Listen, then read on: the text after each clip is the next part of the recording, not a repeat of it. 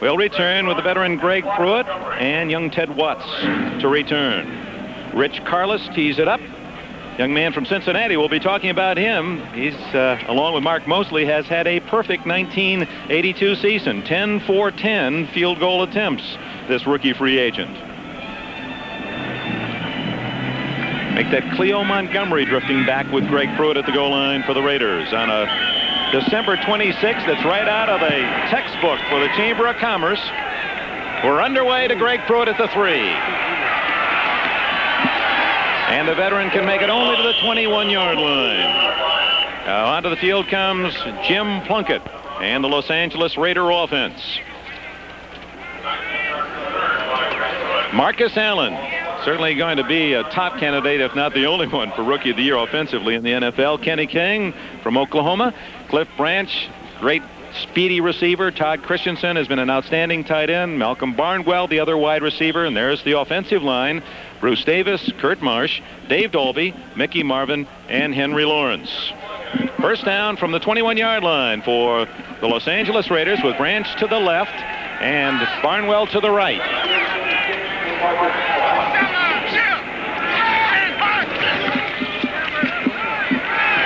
Plunkett dumps it out in the flat. Marcus Allen out to about the 29-yard line. Allen, who has just been outstanding running the ball and receiving it. He has 30 catches. That's the #1 running back in the American Football Conference in receiving the ball. Defensive line, Chavis, Carter, and Rulon Jones.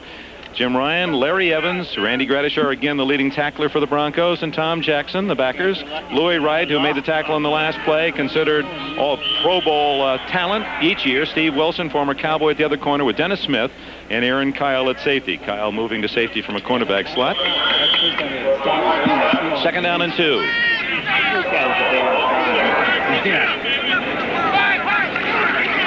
Kenny King. Nothing there. Good defensive play by Randy Gradishar, number 53, and Tom Jackson, 57, the Bronco backers. It'll be 3rd and 2. Well, Randy Gradishar, the man in the middle, is someone we're going to see all day long. Randy is averaging about 20 tackles a game, leading the team so far this year with 130. And he uses that 3-4 defense really well, where he's able to take those really good angles to the football. Gain of almost a yard on the play for King, so call it 3rd down and about 1.5 yards. Marcus Allen. And he doesn't make it, as the Broncos defense is stiff on that first series. Rulon Jones, number 75, and Gradishar, 53, collaborated on the tackle. And Ray Guy and the punting team comes on for the Raiders. Well, there's Randy Gradishar in the middle, and I mentioned before, when you play that 3-4 defense, it's the responsibility of the down lineman to take on the blocks and allow the linebackers to make the tackles, because they have the best angles. And number 75, Rulon Unruly Jones, as they call him. What a great year he had in the beginning of the first year last season. Tailed off a little bit, but the Raiders expect him to really come alive today, because he gets so fired up when he's playing against them. Against 10 men on the line, Guy hits a dying spiral. Upchurch, fair catch at the 37-yard line. So on a short kick by Guy, for him short of 38 yards, the Broncos have fairly good field position on their first possession at the 37-yard line. Steve DeBerg, who last week on his first pass attempt completed it, 18 in a row, NFL record. Sammy Winder gets the start. He's a rookie out of southern Mississippi. Rick Paris from Utah State, the other running back. Upchurch and Watson are the wide receivers. Jim Wright starts for Riley Odoms at tight end. Claudia Miner, Tom Glassick, Bill Bryan, Dave Studdard, and Ken Lanier, the blockers in front of DeBerg. Harris breaks a tackle to get back to the line of scrimmage and takes a late hit, and a penalty flag down as Matt Millen drops on Paris after he was down. And the most penalized team in the NFL by far, the Los Angeles Raiders, on the very first chance for the defense, they pick up a 15. Well, the Raiders, what they want to do is try to put pressure on DeBerg. That time, Steve had plenty of time to throw the football. They're going to do some games in that defensive line. Occasionally, they'll bring a linebacker. Matt, number 55, was a little late getting there. Number 55 on the defense. First down. But he's playing with a sore toe, so we can forgive him a little bit if he's a little late. L.A. Raiders, 68 penalties. Second is Atlanta, 13 behind the Raiders. The Raiders are almost 200 yards and penalties ahead of the number 2 team. Millen was guilty of piling on. First down from the 49 of the Raiders. DeBerg hits his tight end, Ron Egloff, and he's out of bounds at the 45-yard line. Ted Watts made the play for the Raiders. It'll be 2nd and 6. Well, the Raiders that time choosing to bring one of their inside linebackers. There's a look at defense. Number 75, Howard Long. In the middle, Reggie Kinlaw. Lyle Alzado on the right side. Defensive linebackers, Ted Hendricks, Matt Millett, and Bob Nelson on the inside. And what a great one, Rod Martin on the outside. Defensive back, Hayes, Watts, Mike Davis, and Burgess Owens. 2nd and 6. It's Paris. And he's to the 41-yard line. It'll be 3rd down and 2 as Paris from Utah State. He is was the leading rusher for the Broncos last year with 749 yards. And a second this year to Gerald Wilhite, the rookie. Look at your boy Riley. Paris is a type of player. He's a little small for a fullback. He's only about 5'11".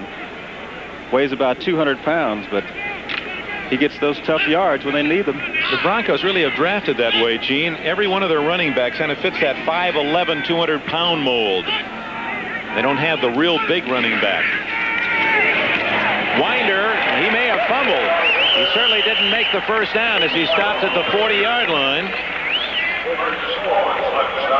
Well, Burgess Owens came from the outside, came from his safety position right up on the line of scrimmage, and really just flew down the line of scrimmage to make. You can see him on the bottom of your screen, number 44. Sees the action. He's just going to take a shot right down there and make this tackle. He'll come right into the middle of the screen.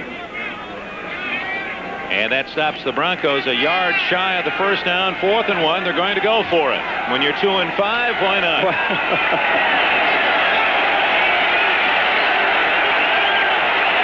That awakens the Coliseum crowd from their slumber. Egloff, the man in motion. The pitch to Paris. The flag is down. Paris appeared to make the first down, but now we'll check the penalty marker. I think it's going to be offsides against the Raiders. I think Rod might have jumped a little too soon. When Egloff came in motion one direction, went back the other way, it confused the Raiders defense a little bit. You can see him at the bottom of your screen. There he is, number 53. So Martin's offside, and they don't need to measure for the first down. The Broncos have it. Defensive end, first down. Well, the Raiders have allowed 2 first downs by penalty on this drive. The Broncos being assisted downfield to the 35-yard line.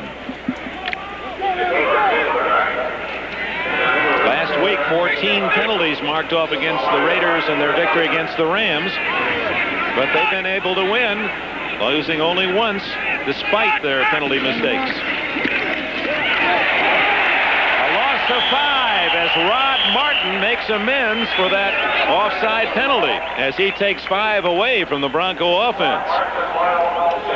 The Raiders feel that they really must shut down Denver's running game.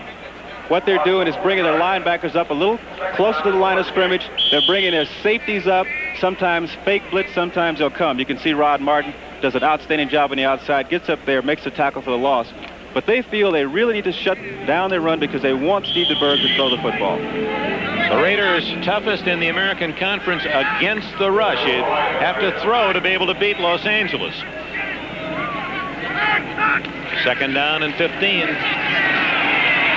DeBerg has a man, and it's complete at the 23-yard line to Rick Upchurch.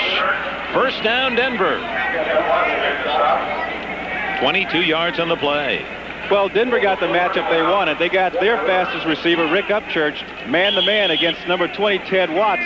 He's playing today, by the way, with a case of the flu. And I think he's going to give Rick a little room when he's playing him in that man-to-man situation. DeBerg came off of him not as his primary receiver, but as a secondary receiver. Their completion. From the 23, first down, Denver. On the opening drive of the game, already consuming 5.5 minutes. That's Ricky Paris inside the 20. Gain of about 4, 2nd down and 6. Matt Millen made the stop as Dan Reeves staring through the California sunshine. What a What a transition this must be for the Denver club. Just buried in snow in the Rocky Mountains. Lucky to get to the airport. They didn't practice the last 2 days, and now basking in a 70-degree day here in Los Angeles. Think they might want to spend the night? I think it's going to be tough to get them home, holidays or not. In fact, it may be tough. I understand Stapleton Airport in Denver still only functioning at about a 25% level. Oops, a blown play, but DeBerg gets about 4 yards out of it to the 15. He was looking for somebody to hand the pumpkin to, and they'd all left.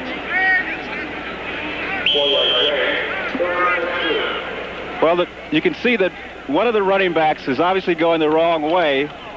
Looks around. He says, wait a minute, what happened? It's too late then. DeBerg does the only thing he can do. He goes forward. Steve's not the swiftest guy around. He's had a few knives put on those knees, so he's not going to try to break any long ones running the football. Haley ad-libbed for 4, and it's 3rd down and 2.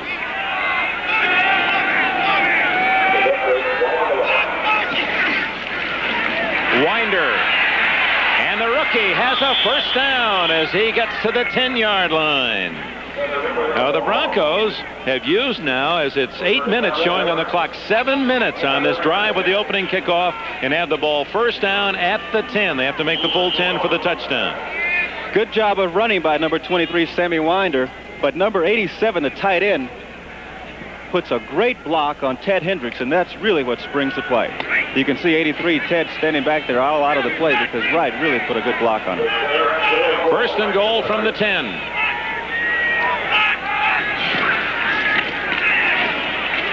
Gerald Wilhite, the #1 draft pick of the Broncos from San Jose State, gets only a yard as Martin and Millen, linebackers for the Raiders, make the stop. Second down and goal. Well, he didn't get the yard even. The ball just inside the 10. Dick, what's happening? There's a shot of a great defensive back, Willie Brown. Boy, I had a few go-arounds with him when they were up in Oakland. You know, the Raiders lost to Cincinnati, and the reason they lost was that Cincinnati controlled the line of scrimmage. So far here in the first quarter, Denver is doing a good job of controlling the line of scrimmage. On second down, it's Winder. He cuts back right into the arms of Rod Martin. Martin coming from the offside, able to make the hit after a 2-yard gain, and it's 3rd and goal from the 8. Rod Martin just seems to be all over the football field. You know, he's not a big guy. He's 6'2", only about 215. But when you see him in person, if you shake hands with him, his hands just envelop you. He's just these huge hands, strong arms, really good quickness. So he's able to shed off the blockers really well, and he stays on his feet. He's very agile all over the football field. Many people feel that he's the best player on the Raider defense. DeBerg intercepted by Matt Millen. Millen, the linebacker. He's going to run out of gas. 50, 40-yard line. Matt Millen. He hasn't run that far since he was in high school.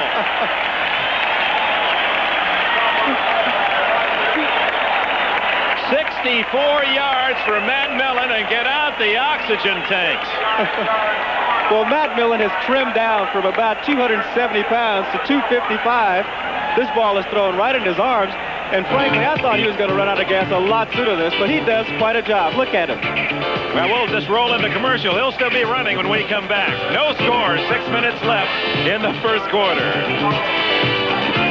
The big linebacker for the Los Angeles Raiders has just returned officially 60 yards with an interception to the Denver 41-yard line, as the Broncos, #1 in the NFL in turnovers, have coughed it up again, and Plunkett to Christensen, the tight end, 30 and out of bounds at the 29 with a first down. Goes Christensen.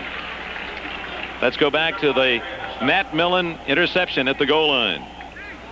I think Steve had decided where he was going to throw this football actually before he left the huddle, because he threw it right into Matt's arms. Puts it under his arms and just looks like an old fullback, not a young one. Does a good job of running down the field. They call him Spike and bulldog attitude. And he grumbled and growled his way down for 60 yards, and now the Raiders with a chance at 5:56 showing in the first quarter. First down. Oops, looked like there was motion on the play. King is the ball carrier to the 25.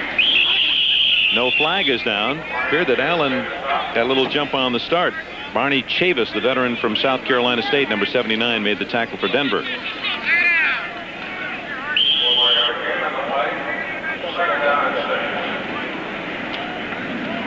Well, no flag on the play.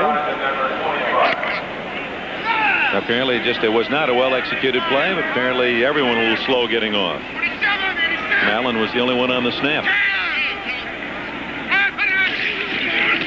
Marcus Allen. And a flag is down. Randy Gradishar met Allen a couple yards into the secondary.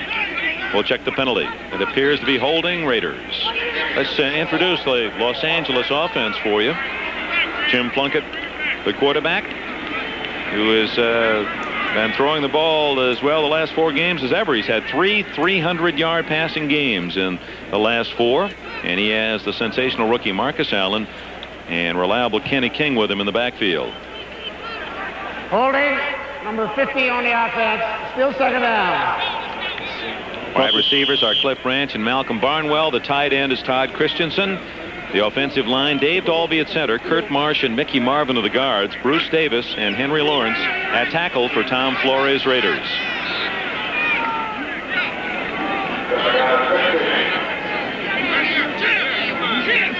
On 2nd and 16.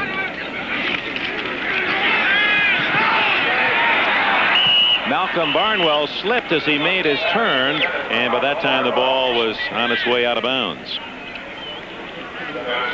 What Denver's going to do on defense, the number 1 guy they're going to try to stop really is not Marcus Allen, but it's Cliff Branch. They will probably use double coverage a lot, either 2 backs, or they'll put a linebacker out, walk a linebacker out on him. He's the man they feel they must stop. Now that means that Barnwell is going to have a lot of one-on-one coverage. He was one-on-one that time. Had he not slipped, I think he would have caught the football. Cliff Branch out of Colorado. He now has 431 career catches and 62 touchdowns. And he's going deep left. Open is Christensen. And that's going to be very close to the first down at the 18-yard line. There's a case where Branch cleared out deep, and then Christensen curled underneath and was wide open. The linebacker, number 50, Jim Ryan, you can see him is going out trying to take away the underneath throw to Branch. He makes a good move, but Plunkett picks up Christensen as tight end.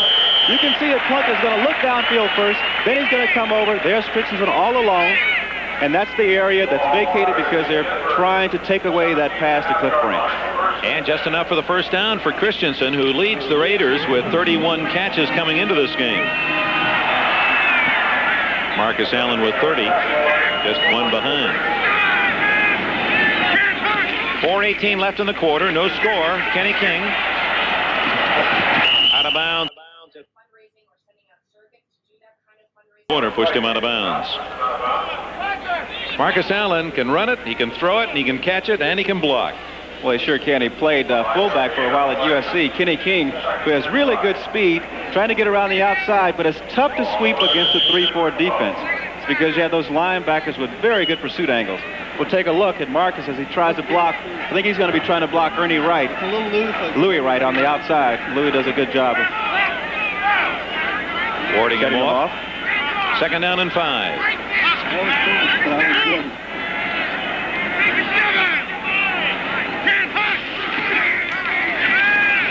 Plunkett.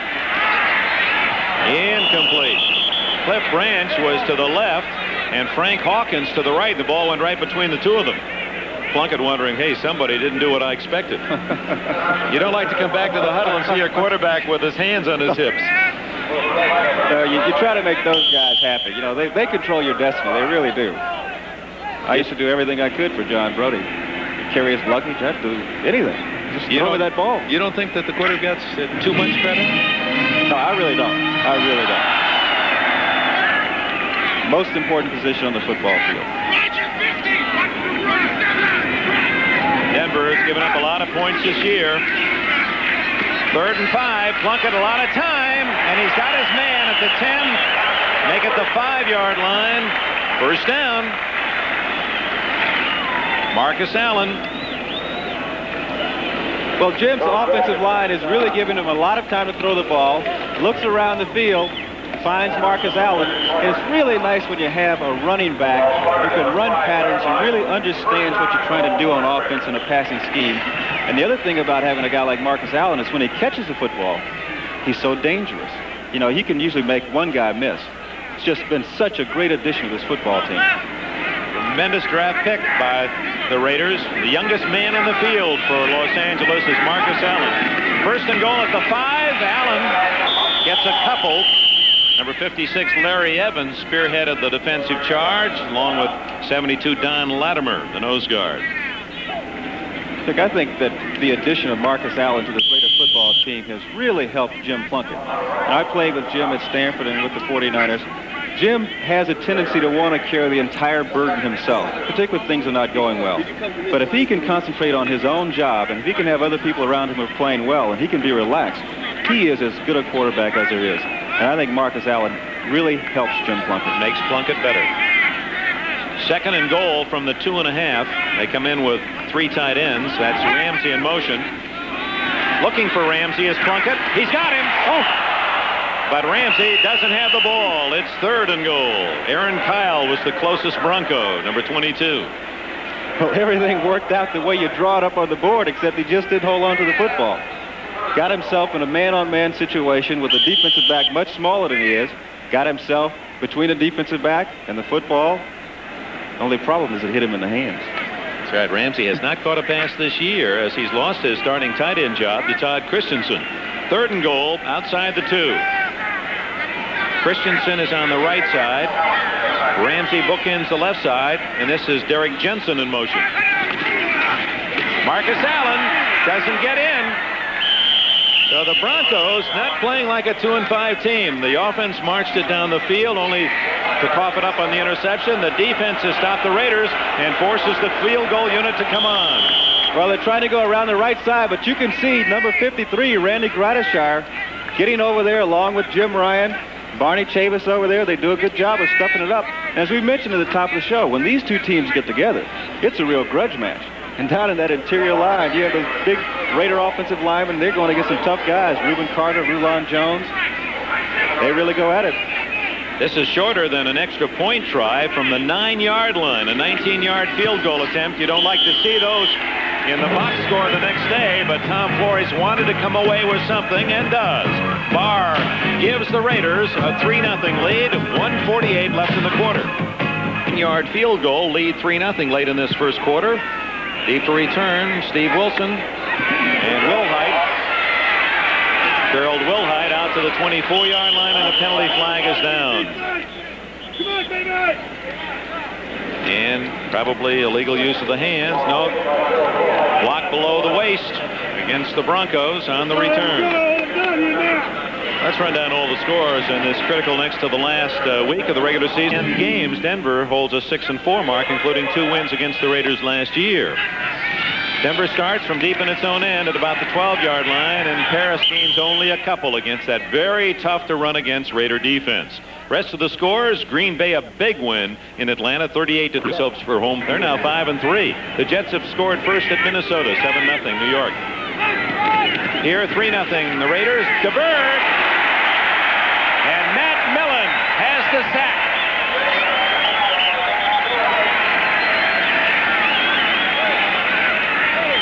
DeBerg hit from the blind side by Millen. He's been his tormentor thus far, an interception and a sack. Well, I was a little surprised on this play. DeBerg is going to fake the play action. Then he looks out to Upchurch. I think he was expecting a different pattern. Upchurch was going down the field. He was well covered by Lester Hayes. And he was just a sitting duck for Matt Millen, number 55. He's right in the middle, but you see he loops. They have those games. Alzado's coming to the inside. Millen is going to go to the outside, and he gets DeBerg from the blind side. He was a defensive tackle, Millen, at Penn State, next to Bruce Clark, another outstanding All-American. Oops, Alzado jumped the gun. DeBerg,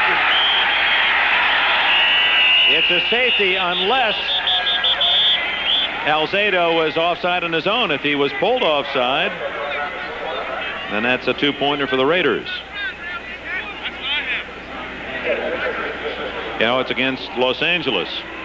So number 77, Alzado, against his former team, the Denver Broncos. So, you know, he's going to try to do well this afternoon.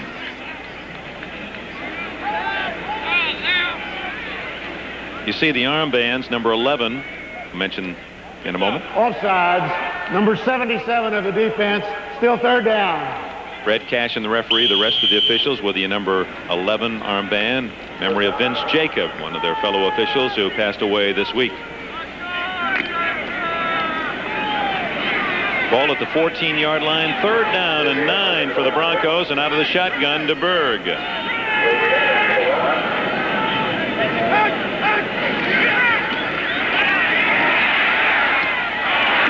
That'll be good for the first down.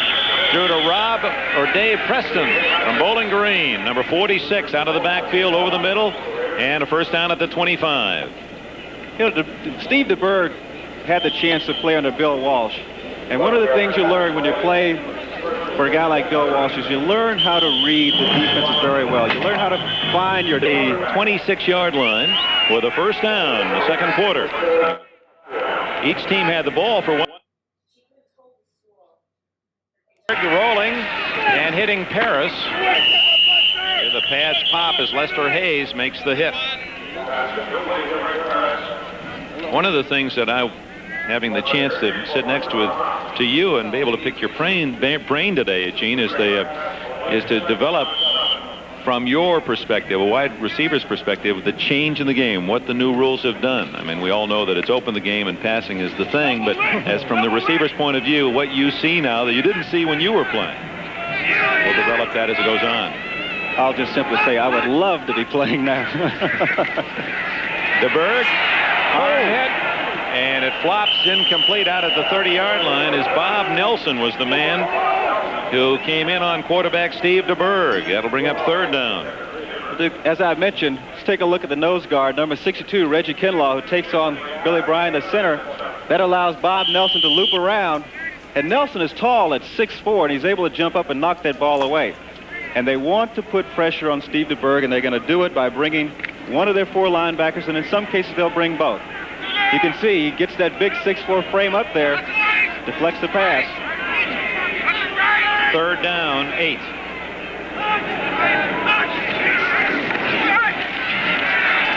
DeBerg going long for Upchurch, and he missed him by about 15 yards. Upchurch well covered by Burgess Owens and Ted Watts. So the Bronco punting team comes on, and that means we'll see the top kicker in the National Football League this year, Luke Prestridge, who is averaging over 46 yards a punt with a net of nearly 40 a kick. The 4-year man out of Baylor University. His kid brother Jeff is the punter, senior for the University of Washington. The Huskies winning a thriller in the Aloha Bowl, 21-20 over Maryland yesterday. Greg Pruitt alone at the 27. Beautiful spiral. Pruitt all the way back to the 20. 25, and they finally get him down, and a flag is down as well. Rob Lytle from Michigan down to make the tackle. A 51-yard kick, 4-yard return. Greg Pruitt has made a big contribution to the Raider football team. Raiders another penalty. He's outstanding player back in Cleveland, great running back. But Al Davis felt that Greg Pruitt could win a couple of games for them just running back kicks. Had a big run back last week against the Rams. But a terrific contribution he also makes is in terms of leadership. And I think Marcus Allen had mentioned to you how much help that he'd been in practice and helping him learn about defenses and how to move in certain ways.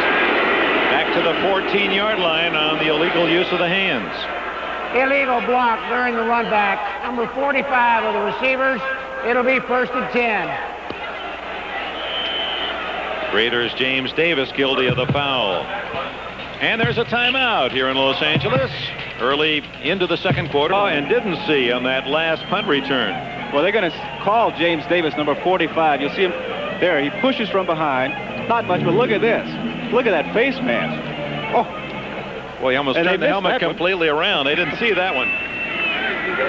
So the Raiders start from the 14-yard line with a 3-0 lead. Plunkett with King and Allen behind him. Going deep. Barnwell. All the way to the 34-yard line.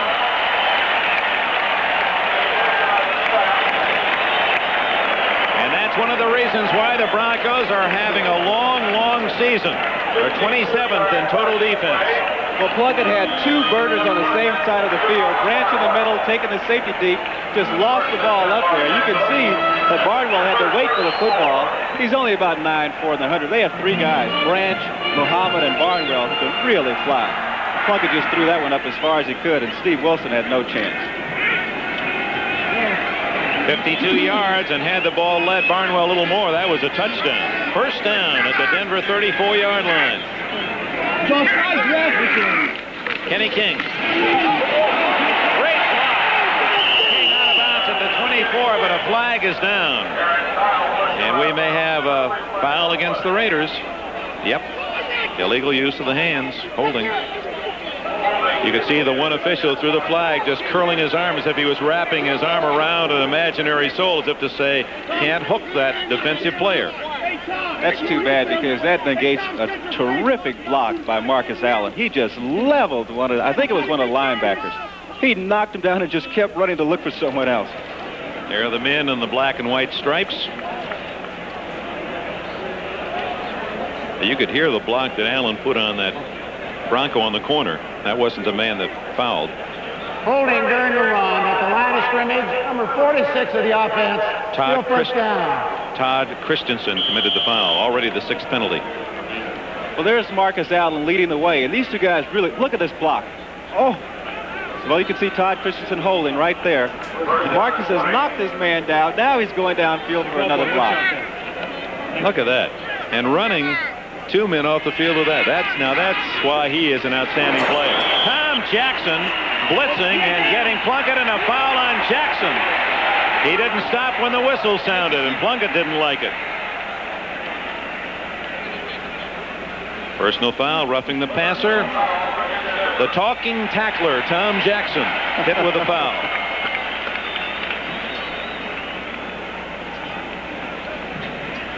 So instead of the sack, which would have really pinned the Raiders deep, Jackson, a little too zealous in his hit on Plunkett, gives the Raiders 15.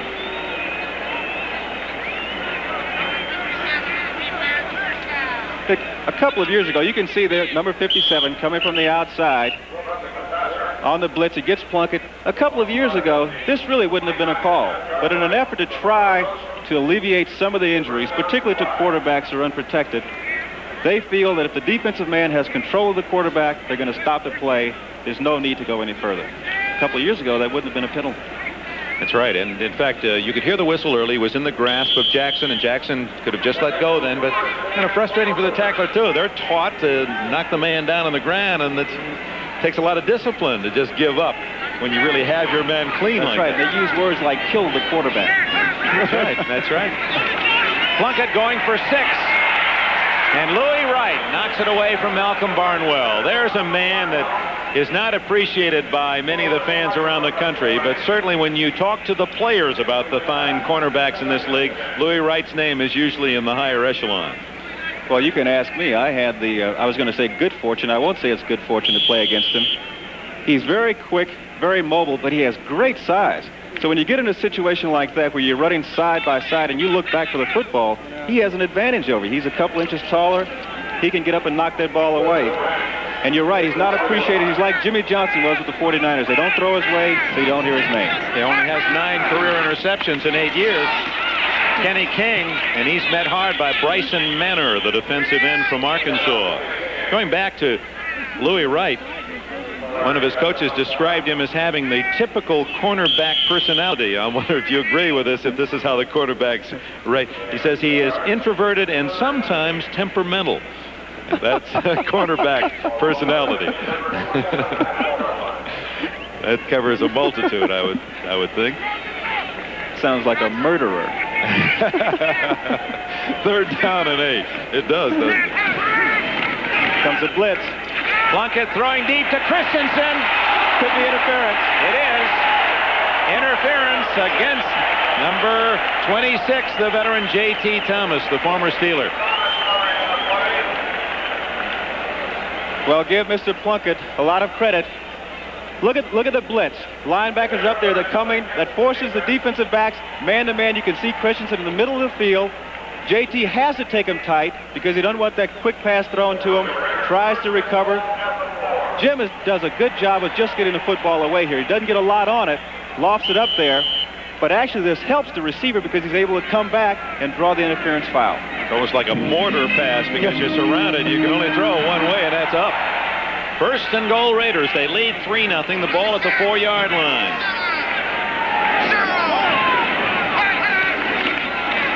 The leading touchdown makers in the league have another, Marcus Allen.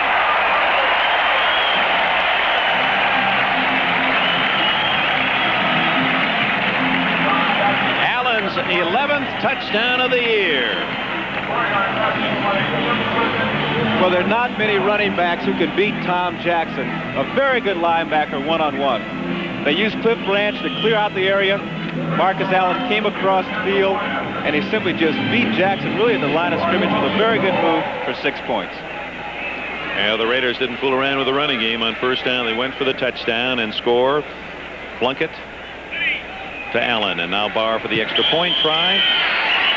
It's good. And with 12:35 remaining in the first half, the Los Angeles Raiders, looking for their 7th win in 8 games, lead it 10-0. And we're pleased you've joined us here in Los Angeles today. Kickoff deep to Gerald Wilhite at the goal line. And he's out across the 20 to about the 21-yard line. 10-0. The Raiders lead it. It took them only 2 minutes to go 86 yards on that last scoring drive. 52-yard pass to Malcolm Barnwell. Set it up, and then Plunkett Allen 4 yards for the score. Well, there's number 56, Jeff Barnes, backup linebacker going down. So important to do a good job on special teams. And the Raiders do as good a job as most folks. Stop them about the 22-yard line. He does everything right.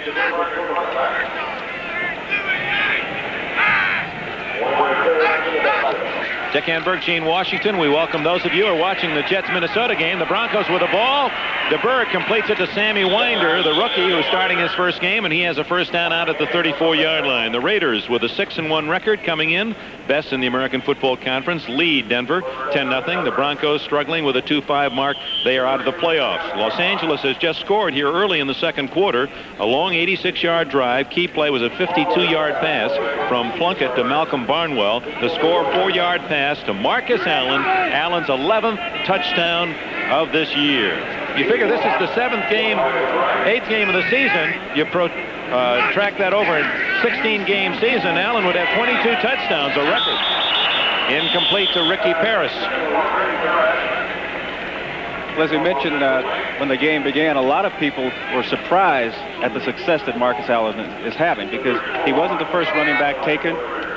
Some people thought that he didn't have enough speed. I think that Ricky Bell, when Tampa Bay took Bell, they thought of Allen being more like a Ricky Bell type, and he was somewhat disappointing for the Buccaneers, and some shied away. But I think Allen reminds me an awful lot of O.J. He has that ability to be going straight ahead and all of a sudden go to the left in a hurry. Ricky Paris. Nothing there except Rod Martin, number 53, another ex-Trojan. Look at the smile on his face.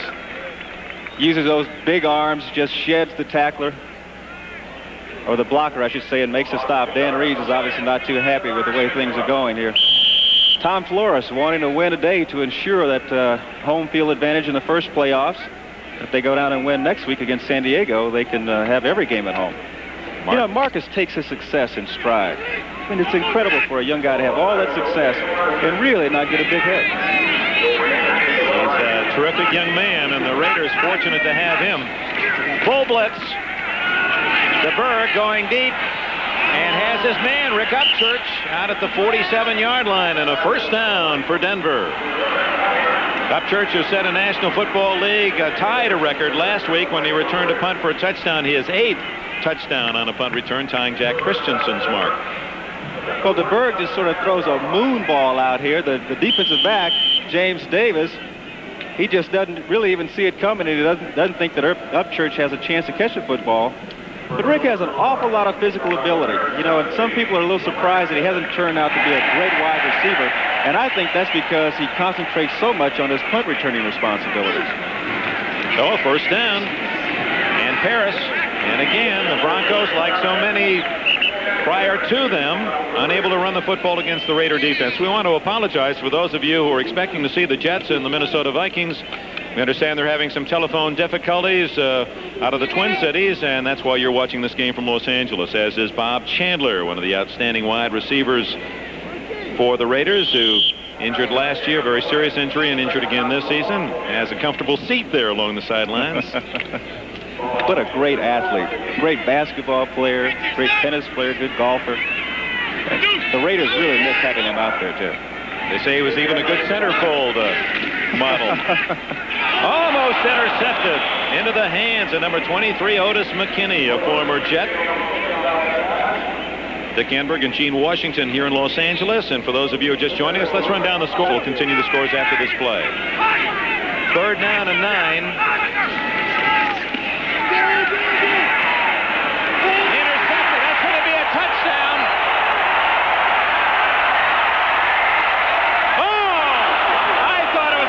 Touchdown, and so did James Davis, and Davis got careless. Oh my! He stopped down at the 5-yard line. He started celebrating a little too soon, holding the ball up. And one of the Denver players just caught up with him in a hurry. I think it was Watson.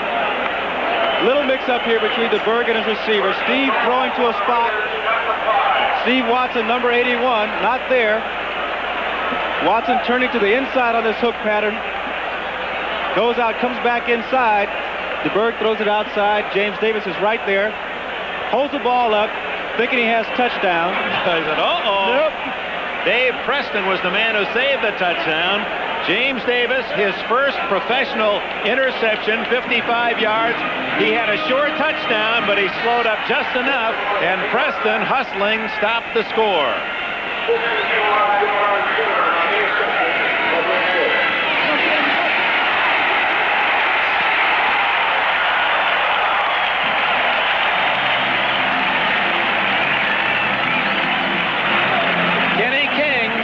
He didn't slow down, and he wasn't touched. King with a score, and the Raiders lead 16-0.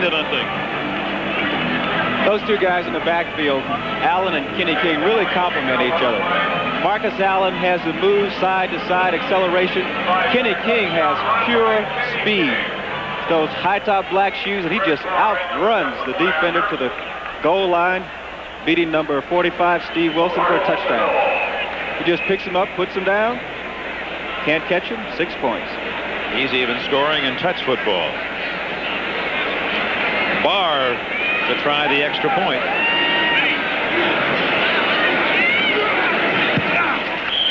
Barely hooking that one through.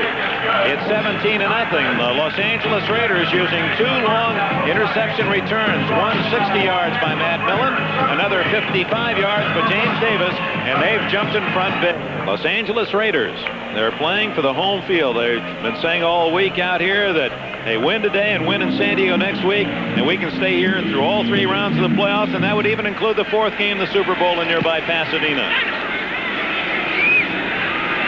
Steve Wilson at the 6. He is clobbered at the 25. His daddy played on this field. Touchdown, Tommy Wilson with the Los Angeles Rams. And Steve, the son, hammered after a short return as Jeff Barnes, 57, made the tackle. We started on the scores. Here are the rest of them. Cincinnati, the Cardinals are 5-3. The Giants dropped to 3-5. Here's 17-0. Steve DeBerg trying to play catch-up. He hits Steve Watson. He can go. And tackled at the 45-yard line by Ted Watts, number 20. And Watson, who has excellent speed, had he not been slowed down as he twisted away, he had clear sailing. 30 yards in the play. Well, Steve Watson is really a hungry receiver. I mean, he had a good year last year. Teams are starting to double cover him. You can see there are 2 guys out there. Ted Hendricks almost knocks the ball away. When I say hungry, he really loves to play. He's a good competitor, not the fastest guy around, but he's got those long legs, and if he gets going, he can really, get to that end zone in a hurry. But when you haven't seen that ball, you've been getting double coverage, and it comes your way, you want to take advantage of every situation. I know, I've been in some of those situations. and it gets to be, you get a little frustrated. But this guy really likes to play, and when that ball comes his way, he's going to try to get it. Not slow getting up. He appeared to be all right. First down for Denver, trailing 17-0. They start from the 46. Gerald Wilhite, and a flag down as Wilhite runs out of bounds at about the 39-yard line. James Davis there to make the tackle.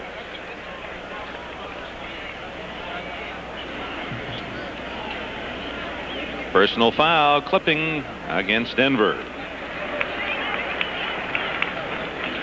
Ted Watts, as Gene Washington mentioned earlier, has been suffering with the flu all week, so that didn't help the stomach at all to have Watson fall on him.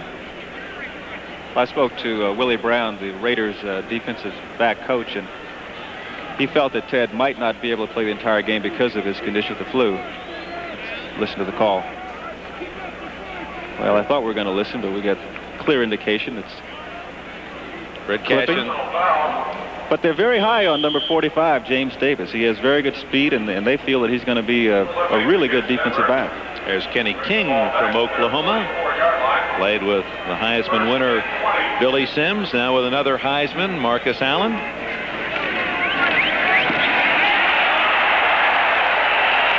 DeBerg has to eat it as Howie Long, number 75, and Ted Hendricks, 83, are in on top of him, and Mike Davis comes up with a football. Mike Davis, a strong safety, number 36. You can see he's playing cat and mouse, comes on the outside behind Hendricks, and they meet back there, and they meet at number 17, Steve DeBerg. That's 75, Howie Long. The Raiders do this, I think, more than most football teams when they blitz with their safeties. Sometimes they'll bring Burgess Owens from the free safety position, but Mike Davis, because of his physical size, he comes on the blitz. If there's a running back back there to block him, he can oftentimes overpower him and get to the quarterback. You could see the frustration displayed by Steve DeBerg as time is called, and he just slammed the ball down. Mark Herman, one of the three Denver quarterbacks. Of course, Craig Morton, injured, has announced his retirement. And Herman, it's already been announced by Dan Reeves, will be the starter in the season's finale at Seattle next Sunday. Herman has not taken a snap in his 2 years since being drafted out of Purdue, and we may indeed even see him before this game is over. Steve DeBerg might even will him that job the way things are going. Second down and long. They have to get all the way to the 35-yard line for a first down. Could be intercepted. That ball bouncing around like a pinball. There were 4 different Raiders that touched it. Orlando McDaniel, 82, was the intended receiver. Well, we'll take a look at the zone defense that the Raiders are employing. Denver has to go a long way downfield, so the linebackers are taking deep drops. Orlando does a good job of coming back to the football, but as you mentioned, he just sort of bounces around there like they're playing volleyball. It was touched 6 times before it hit the ground. 32-yard line, the line of scrimmage. Third down and 32. Not too many plays for this situation. You bet that the Raiders are going to make it interesting for DeBerg. Well, they faked the blitz back in the zone.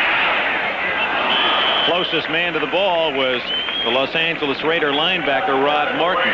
Wade Manning, 83, the intended receiver. And the Broncos will have to give up the football. Well, the Raiders have accomplished thus far what they wanted to do. They said they wanted to shut down the run and force Denver to throw the football. They do that by blitzing a lot. They get them in long passing situations, then they drop back into the zone defense and let the linebackers get way back there. And that's tough for the quarterback. You look downfield and you just see all those dark jerseys and no place to throw it. Prestridge gets one off the side of his foot, and Pruitt comes up to the 27, 30, and down at the 37. So 10 yards for the veteran Greg Pruitt on a 41-yard punt from the NFL leader, Luke Prestridge. Both in the Rose Bowl and the Super Bowl. We'll give you the question after this. First down from the 38. Plunkett leading 17-0. Marcus Allen squirms for about 4 yards. How many of the 6 quarterbacks can you name that played both in the Rose Bowl and the Super Bowl? Kind of an interesting trivia question, because you've been involved with some of them in your career. We'll give you think about the answer, and we'll let the folks think about it. We'll give you the answer before this half is over. 81 Steve Watson. And they're going to check out apparently his elbow, taking him into the dressing room. Kenny King on a little checkoff pass, and he ducks out of bounds at the 44 with a 2-yard gain. Larry Evans, 56 on the tackle. The answer, the 6 quarterbacks. Well, I know that Jim Plunkett is one. Plunkett indeed is one. Pete Beathard, who played at SC in Kansas City in the Super Bowl. Greasy, Purdue, and the Dolphins. Earl Morrall at Michigan State and the Baltimore Colts. Joe Kapp, California and Minnesota. Wait, there's one more. That's the tough one. Mike Ray. USC and the Oakland Raiders. Ray as a substitute quarterback. Roger.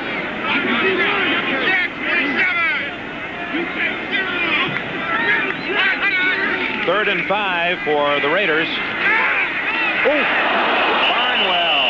And a vicious hit coming up from the secondary. J.T. Thomas, number 26, broke up the play. Look at that. Now that's the modern day football scouting. Those are Polaroid pictures taken upstairs in the press box, rushed down, almost like waiting for the photo at Santa Anita to see whether or not your horse won. I think what they have are snapshots of the defensive backfield as they go into the various coverages. They're the Jets over Minnesota, 21-0 in the second quarter. 1 week to go. January 2nd, next Sunday, and then into the tournament. Raymond Guy to kick. Rick Upchurch standing inside his 20. Beautiful kick, heading toward the sidelines. And you'll lose some of the distance as the ball angled out of bounds upfield at about the 25. Going to mark it at the 26-yard line. So it's just a 32-yard kick. Timeout. 7:03 remaining in this first half. The Broncos trying to get something going. Upshaw on a scholarship with the Raiders. Gene Upshaw also not in uniform today. Denver trailing 17-0. DeBerg. Intercepted by Matt Millen. He's got 3 this year, 1 early today. DeBerg has hit more Raiders than Broncos in this first half. Well, the Raider linebackers are able to get good deep drops. They're really not concerned with any play action because they feel that Denver must throw the ball, so they get those deep drops. And it's difficult for the quarterback to hit those medium-range passes. That time he was trying to get Wade Manning coming across the middle. Linebackers were just really right in the area he wanted to throw the ball. Denver can be a sleeping giant. We'll tell you about that in a moment. As breaking away is Wilhite, and he has a first down out at the 37, just down the freeway at Anaheim. Just a couple of weeks ago, and you worked that game. The Broncos were trailing the Rams 21-0, and the final score of that game was Denver 27, Los Angeles 24. Of course, they're dealing with a different opponent today in the Raiders, but the Broncos know they can come from back. Let's talk about next week because NBC has some outstanding matchups. Cleveland in the winner. Of course, they love to invite a warm weather team into their nest. 3rd down and short for DeBerg. Could be interference. Yes, a late flag as Matt Millen had Nathan Poole wrapped up a bit prematurely.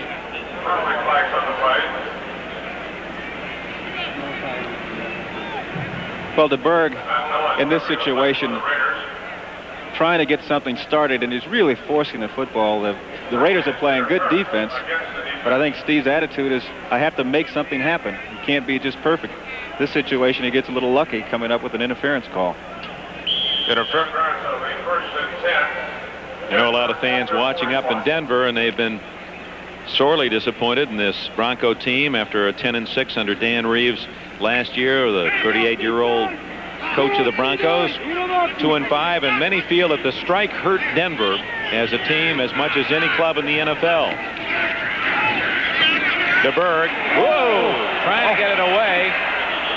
And Mike Davis, 36, he was like a shortstop pointing to the ball to an outfielder. He knew it was flip-flopping up there and was trying to say, there it is, go for it, as Lyle Alzado put the heat on DeBerg.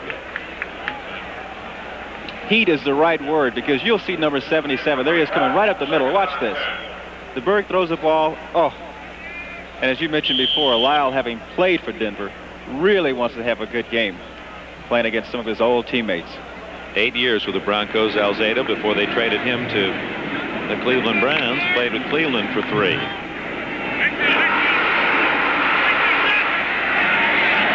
Second and 10 at the 41. 17-0 Raiders lead. 6 minutes left in the half. Sammy Winder. And again, what yardage the Broncos are able to make on the ground is minimal. That was about 4 yards. It's 3rd and 6. Back to that point, Gene, and I know you've heard it as well, that the Denver club, insiders say that the Broncos, had they had a silent vote about the strike, would have voted not to strike, that they really wanted to play as much as any team. It's not a Union City, Denver, necessarily, and they felt with a complicated offense of Dan Reeves that they really needed that time to polish. You don't go out to the playground and work on the sophisticated offense that Dallas and Denver uses. I think that's really the key. The players really know, particularly on offense, that they need a lot of time, a lot of repetition, because their offense really is involved, as is the offense of Dallas. Ted Hendricks with a fly swat into Berg. Going to have nightmares about this one. He hasn't had a clean chance to throw the ball yet. He is so frustrated. He gets the ball back there. He's looking downfield trying to throw it. And you'll see that Hendricks and Alzada, as soon as he's ready, you can see Hendricks coming up the middle. No one touches him, bats the ball away. And you're the quarterback. Watch Berg. He's just going to look at that look. He says, Hendricks knocks the ball away and looks around, and there's Alzada. What can you do? Hendricks needed a ticket. He was in so cleanly. Prestridge lines it to Pruitt at the 8-yard line. 10, 20, and down at the 22-yard line.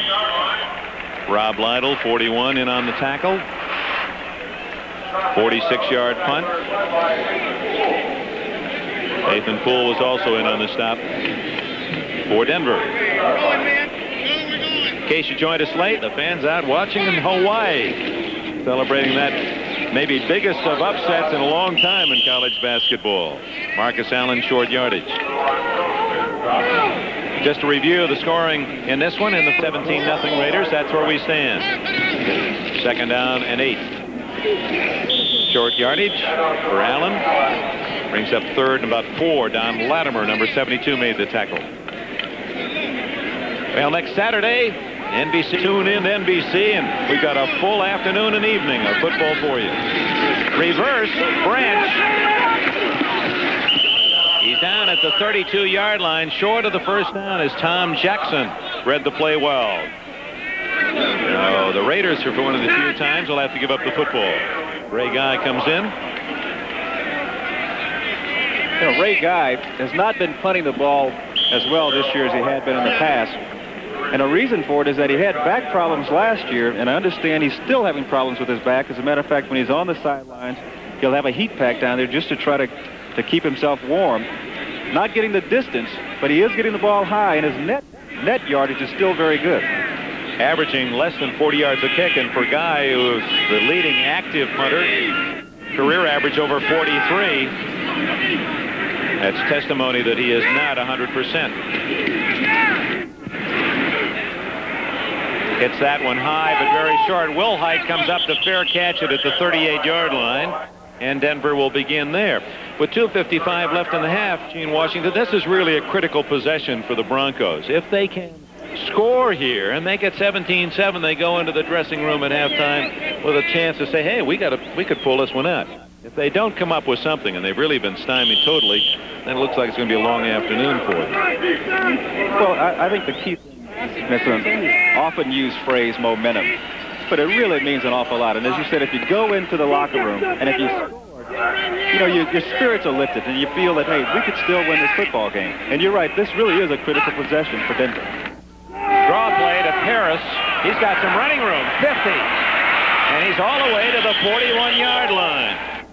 Check that. That's Nathan Poole who carried, and Poole, I believe that's his first rush entire season, and he gains 21 yards. Well, that's not a bad start.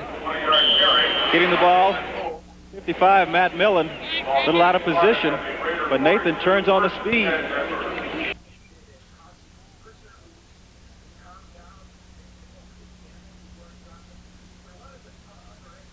Times than they've gotten back. Worst turnover ratio in the entire league. As you said, they're minus 17 now. The Raiders coming into this game were plus 2. And that's been the thing that's really hurt Denver all season long. They had 4 big turnovers last week, 2 interceptions returned for touchdowns. Can't win football games like that.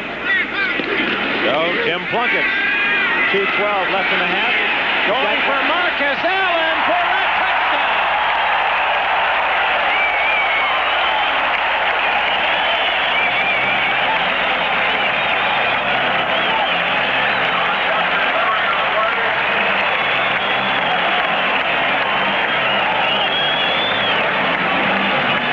Cheaper by the dozen.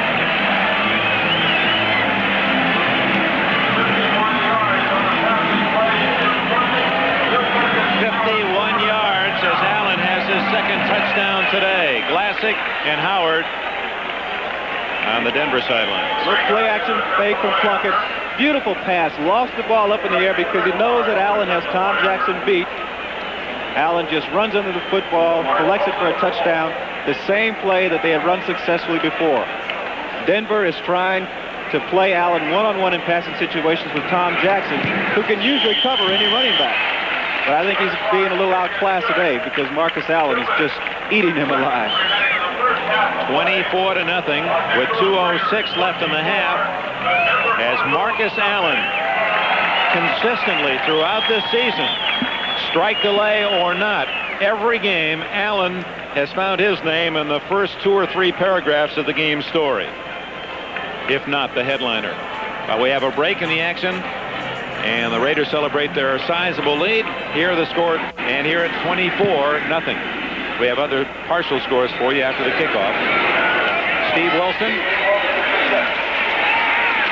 to about the 25-yard line.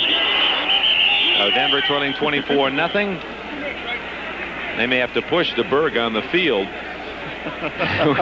Checking to see who the quarterback is. You get out there. 2-minute warning comes at the 1:56 mark. And here in sunny Los Angeles, it's all Los Angeles Raiders, 24-0. Announcement furnished as a public service by the National Football League. 1:56 left. It's 70 degrees in Southern California today, here in the Los Angeles area. Snow-capped mountains you saw at the start of our telecast. Mindful of the tremendous blizzard to hit Denver, Colorado. We hope you folks up there are able to dig your way out. And for the Broncos, they're buried up to the waist in a 24-point deficit. Gerald Wilhite diving out to the 33-yard line. Late games in the NFL, 3 more scores to bring to you. But 23-3 lead. No huddle offense as DeBerg to the sidelines. Almost a brilliant one-handed catch made by Gerald Wilhite, but it goes off his fingertips. And in Anaheim, the Bears leading the Rams 20-13. We'll have all the scores and highlights. NFL 82. Len Berman, Mike Adamley, and the gang back in New York. So stay with us.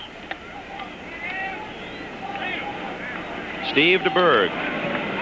You played with him for a season, didn't you? Played with Steve in San Francisco for a while, and he's really a good student. He really listens, wants to learn. As I mentioned before, he learned an awful lot under Bill Walsh in terms of reading defenses, linebackers, and so forth. When he first came up with the 49ers, I really wasn't impressed with his passing ability. Look at this. Now this has been the frustration of the fans in Denver and certainly of DeBerg.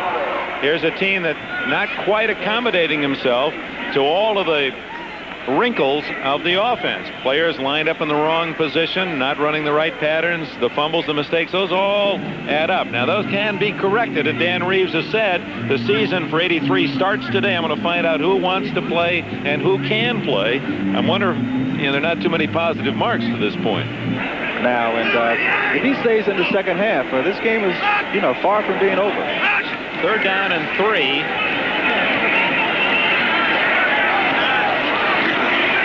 Wade Manning Manning has a first down at the 41-yard line. That's his second catch of the entire year. A former Ohio State center fielder. He had a .325 career batting average for the Buckeyes, and as a senior led them in home runs and stolen bases. Was drafted by a couple of Major League Baseball teams. Didn't play college football. Come on, Howie, beat him, Howie.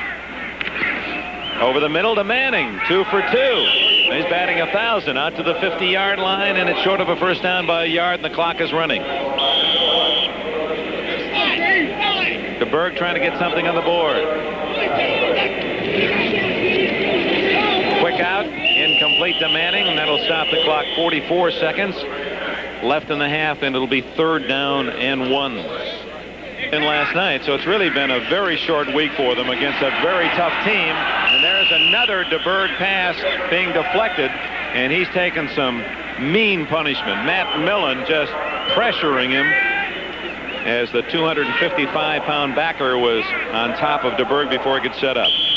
Well, Denver has done a poor job of picking up the blitz. The Raiders have blitzed several times, been very successful. You would think that they would go to the sidelines and say, okay, fellas, what can we do to pick up the blitz? They haven't done it. Bill Bryan, 64, was downfield. There was no penalty flag. You saw him. He was the closest man to the ball when it landed in the secondary. 4th down and 1 with 41 seconds. Raiders are coming. First of all, procedure penalty against no play. Claudie Minor pulled up off the stance, and now the Raiders and Broncos get into it. I think that's Lyle Alzado. And Tom Glassick, 62. And Howie Long, 75. Long of the Raiders, former boxer. He was a collegiate champion at Villanova. Glassick, he collects miniature soldiers. Well, maybe. I don't mean to make light of that, but that seems a mismatch. Illegal motion against I think it was Denver. against Claudie Minor. I think started a little too soon. And oops, then a personal foul against the Raiders, and so it's nullifying penalties. It'll be 4th down and 1 again. Now remember, if the Broncos don't pick up the first down on this play, then the Raiders are going to have a half a minute to try to get more if they so desire. Steve DeBerg from San Jose State. He was drafted in the 10th round by the Dallas Cowboys in 1977. And to San Francisco, where he prepped under Bill Walsh and then traded on to the Denver Broncos. He was, remember, it was DeBerg 2 years ago who was hit in the throat, couldn't talk, and they had to use a microphone so that he could call signals. Hooked up a microphone in his football uniform. comes the blitz. Incomplete to Upchurch, and the Raiders take over on downs at midfield at the Denver. Well, it's right at the 50-yard line. Howie Long was putting pressure on DeBerg. Well, Steve DeBerg has really been frustrated. This time he does get time to throw the ball. He just doesn't get it out to his man, Upchurch. And you can see the disgust on his face. He's just, what a first half. On the field, the Raider offense with 33 seconds.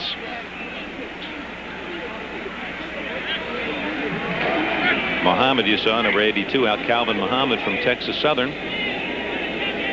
And Cliff Branch is split to the left. Christensen slotted left. It's a double wing. Only Allen behind Plunkett. Cliff Branch.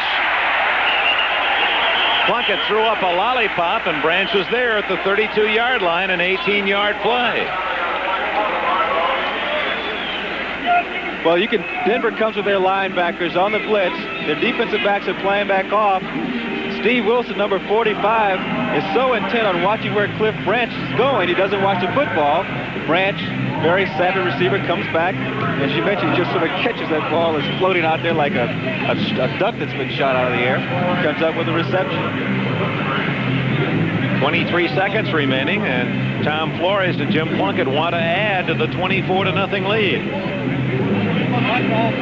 Last year, Denver beat the Raiders 9-7 in Denver, and then 17-0 in Oakland. Raiders remember those things, and of course Denver will remember how they've been embarrassed so far today. Well, there's certainly no love lost between these two football teams. ENBERG had an interesting, we'll get back to a quote earlier this week in regard to today's game. Marcus Allen, a couple touchdowns, both on receptions. He'll be watched. Deep to Branch and almost intercepted. Aaron Kyle from Wyoming almost grabbed that one. Back to DeBerg. This week he was quoted as the motivation for playing well for him was he didn't want to lose because that would be playing for a higher draft pick, and he's afraid when he looks at some of the names available in the collegiate ranks, he's talking about job jeopardy. He says, I want to win just so our draft pick won't be so high. Jack Elway and some of the others waiting to take their turn in the NFL. 18 seconds. Ball's at the 33-yard line. Marcus Allen to the 29-yard line. Tom Jackson made the hit for the Broncos. Time called by the Raiders. Stops the clock with 12 seconds.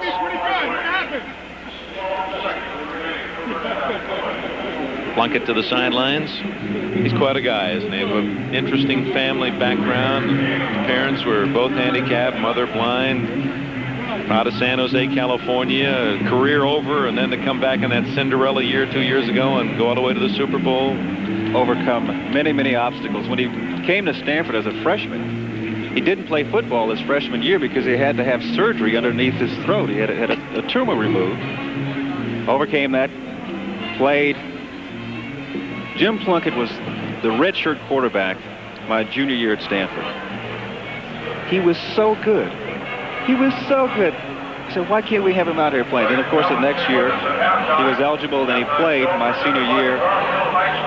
Incredible. I caught 71 passes thanks to this guy. Just a beautiful quarterback and a beautiful person. I'd like to say hello to his beautiful wife, Jerry, up in the Bay Area. They're expecting their first child. Oh, that's right. He's all excited about that. Yes, indeed. Yeah, he's quite a man. It's not, it's one of the charms of this occupation is to encounter people who not only are so proficient in their physical skills, but are just quality people as well, and Plunkett is one of those.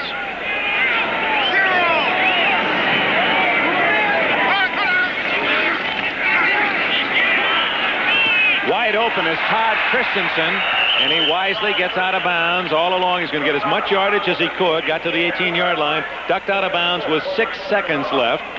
And now the Raiders could either go for the field goal or try one more play.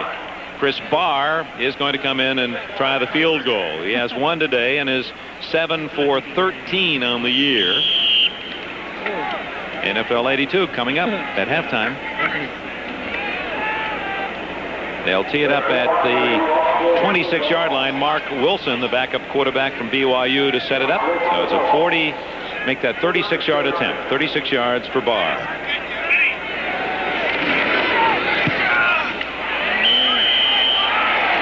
He squeaks it through. Just skinned off that upright. And the Raiders with 2 seconds left. 27-0. Tom Flores, now in his 4th year with the Raiders, had his team certainly ready. They've not relaxed, and some thought, well, they're playing a game that they should win between 2 tough games. They have San Diego next week, that they might relax. That has not been the case. They've been obviously the superior outfit this afternoon. So those of you watching up in the Bay say, hey, this is our club. Oh, look at this. The Raiders almost recover the carom as it bounced right off Nathan Poole and back toward the Raiders. Then Poole fell on it at the 45-yard line with 1 second left. That only took a second. This clock started as soon as it hit Poole, and then he fell on it. Of course, the clock stops on change of possession, and the Broncos have one shot at it from the Raider 45-yard line.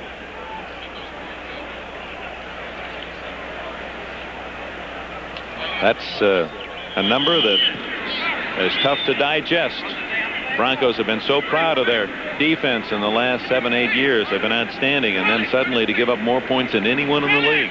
Who would have thought that at the start of this year? They've had an awful lot of trouble with injuries, particularly their defensive backs, and the retirement of a great strong safety, Bill Thompson, Foley being hurt. Last play, unless there's a penalty, of this half.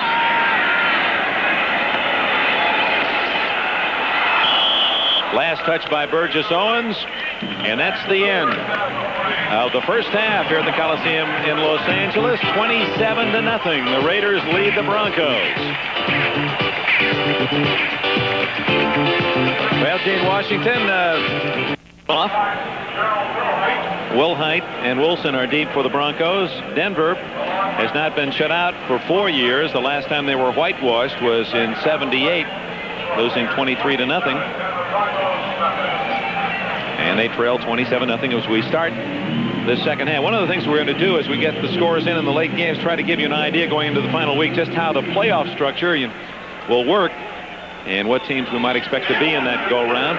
Steve Wilson dumped at the 15-yard line. Number 40, Rick Burns, made the tackle.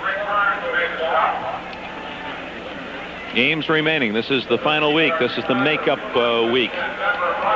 9th week of the strike shortened season. The Raiders at San Diego, and that'll be such a crucial game. Apparently San Diego is winning big at halftime as well. They'll be playing for home field for the entire playoffs. The winner of that game will be would have that right because San Diego's already beaten Cincinnati. The Raiders with a win would have a better record than Cincinnati. Mark Herman gets his first shot as an NFL quarterback. That's his first handoff in the pro ranks. Herman, great player at Purdue, when he set all the NCAA passing records, was 4th in the Heisman balloting, 6'4", 195 pounds. His hobbies are golf and basketball. Well, I guess any good Hoosier would have to answer that he played basketball in the offseason. He's from Carmel, Indiana. The most valuable player in 3 consecutive bowl games. Sophomore, junior, and senior with the Boilermakers. Well, he's gotten his first handoff. Let's see about his first pass. 2nd down, 7.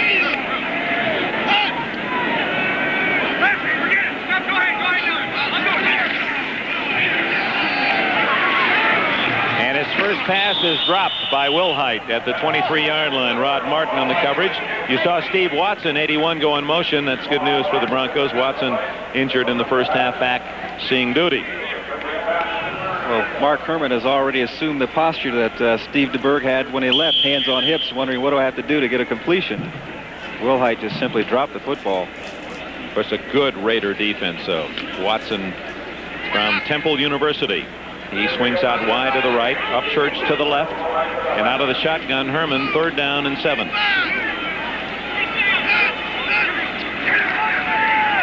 Here they come. Flag down. Preston has it. Would be a first down. Martin makes the tackle at the 34-yard line, but I think we have a hold against Denver. Yes. That nullifies a 16-yard play. Now Herman's 2 passes have been right on the money. He's standing back there throwing the ball like a seasoned veteran. He doesn't seem to be at all nervous. Tell you, with the punishment that Steve DeBerg took in the first half, you'd think he'd be a little concerned. That's holding against number 71, Claudie Minor. Herman taking the ball from that shotgun formation. As you mentioned, he just coolly throws the ball out there. Perfect strike. Number 46, Dave Preston. Otis McKinney coming over to take him out of bounds. Well, the penalty takes it back to the 9-yard line, where Denver looks at 3rd down and about 17. Watson left, Upchurch slotted left.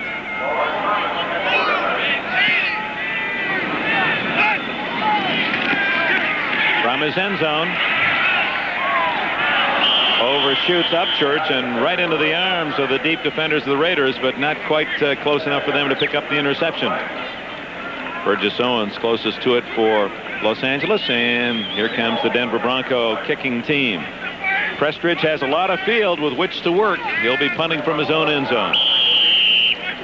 Greg Pruitt stands at the Raider 45.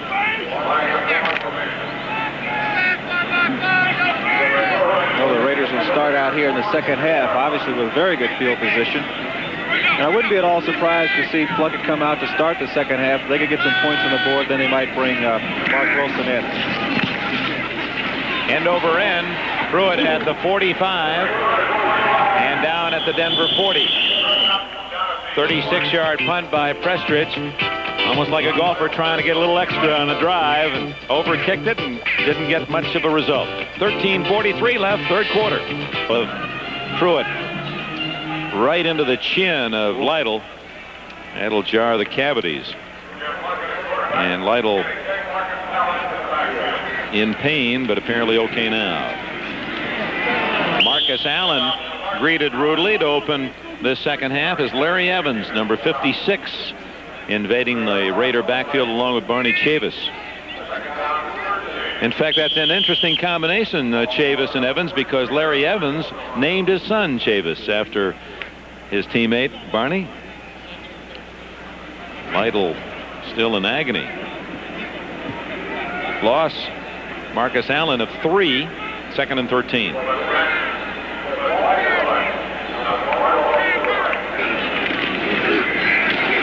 Plunkett going deep. Steve Wilson with a shot at the interception as he had good coverage on Cliff Branch. Well, Plunkett saw that matchup, that man-on-man matchup with Cliff Branch and the young guy Steve Wilson out there, and I'd take that too. The problem is Branch is looking back into the sunlight. When you're going down on that side and looking back west, you look right into that sun, and I've played here in the Coliseum many a times, and you look back and you see something that looks like a BB coming at you. You need those glasses the outfielders use in baseball, a little flip. Third down, 13.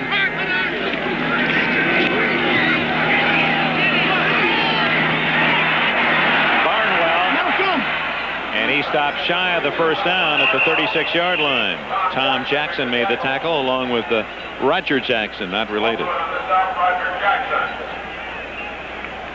So Plunkett unable to move the club on the first possession here in the third quarter. And Ray Guy comes in to punt. Now, Bill Walsh told me something that was most insightful a couple of weeks ago, and we had a chance to interview him for NFL 82, and he said the real mark of coaching, the profession, is how your team responds to you when you know you're going to lose. That you know you're going to lose a game. Do they still hold their poise? Do they still play with intensity? Do they do the best they can? Or do they start to drift back? And that's the test that Dan Reeves and the Broncos are going through in this game and probably next week as well. Wilhite at the 10. Guy will try to hit it out of bounds. Beautiful spiral. And he gets it out of bounds inside the 10, I believe. Yes, at the 6-yard line. Just to pick up on what you were saying about the way you play when you're losing, so take a look at this kick by Ray Guy. We mentioned before he's having problems with his back, but he does an excellent job here of getting the ball out on about the 5-yard line. From a 27-0 deficit, Mark Herman begins from his 6-yard line. So he's had to start from the 15 and the 6, and a reverse in the end zone. 87, Jim Wright, the tight end, tackled by Rod Martin, and the Raiders not fooled a bit. And that's when you would least expect that kind of play, but the Raiders were there. Well, I certainly wasn't expecting a reverse. As you said, Wright takes his ball back in his own end zone, but number 53, Rod Martin, with a little help from Burgess Owens, 44, they come in and step him. And Wright from TCU, the tight end, slow getting up. And just what you're talking about, that it does come like an epidemic. Wright is getting a chance to start today. Riley Odoms, the veteran from Houston, being replaced by his own 2-yard line. Second down and 14. 27-0. The Raiders lead Denver.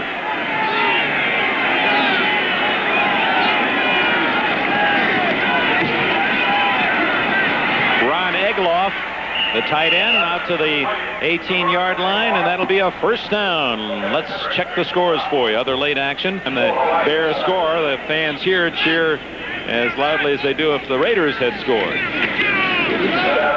Straight ahead out to the 23-yard line goes Gerald Wildheit. Other scores. Line record 6-2. Wide open is Paris. And Matt Millen, despite all that bulk, did a great job of getting back and making the tackle as Paris had a shot at a touchdown out at the 48-yard line, 23-yard play. Well, Denver taking a page out of the Raiders playbook as they get their running back, Rick Paris, isolated on a linebacker. In this case is Matt Millen. That's a good catch that Paris makes. He adjusts to the football very well, coming back to the inside. Completing the scoreboard, the 49ers a winner at Kansas City 26-13, and the Cardinals in the final minute beating the Giants 24-21. Dallas now has moved ahead of the Eagles 17-14 in the third quarter. From the 46, Gerald Wildheit buys a couple, and that's all as Howie Long makes the tackle, number 75 for the Raiders. From Los Angeles, we switch now to New York. Mark Herman. Incomplete through the fingertips of Egloff, the tight end from Wisconsin.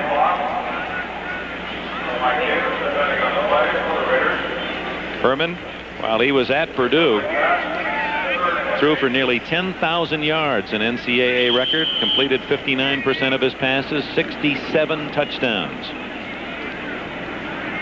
Well, Dick, it appears as though Jim Wright is okay. He's back in the ball game. He's running a little gingerly on that ankle, probably just a slight sprain in his ankle. Third down and 8 out of the shotgun. Herman in his first ever NFL regular season game.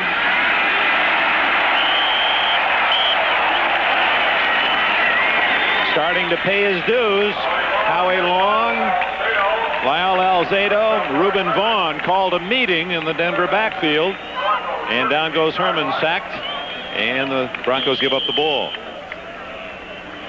Herman feels the pressure. He's going to come up, and he thinks he's clear now. But the problem is that Howie Long and the other linemen are playing games. That means that they're starting upfield in one direction, and then they're looping.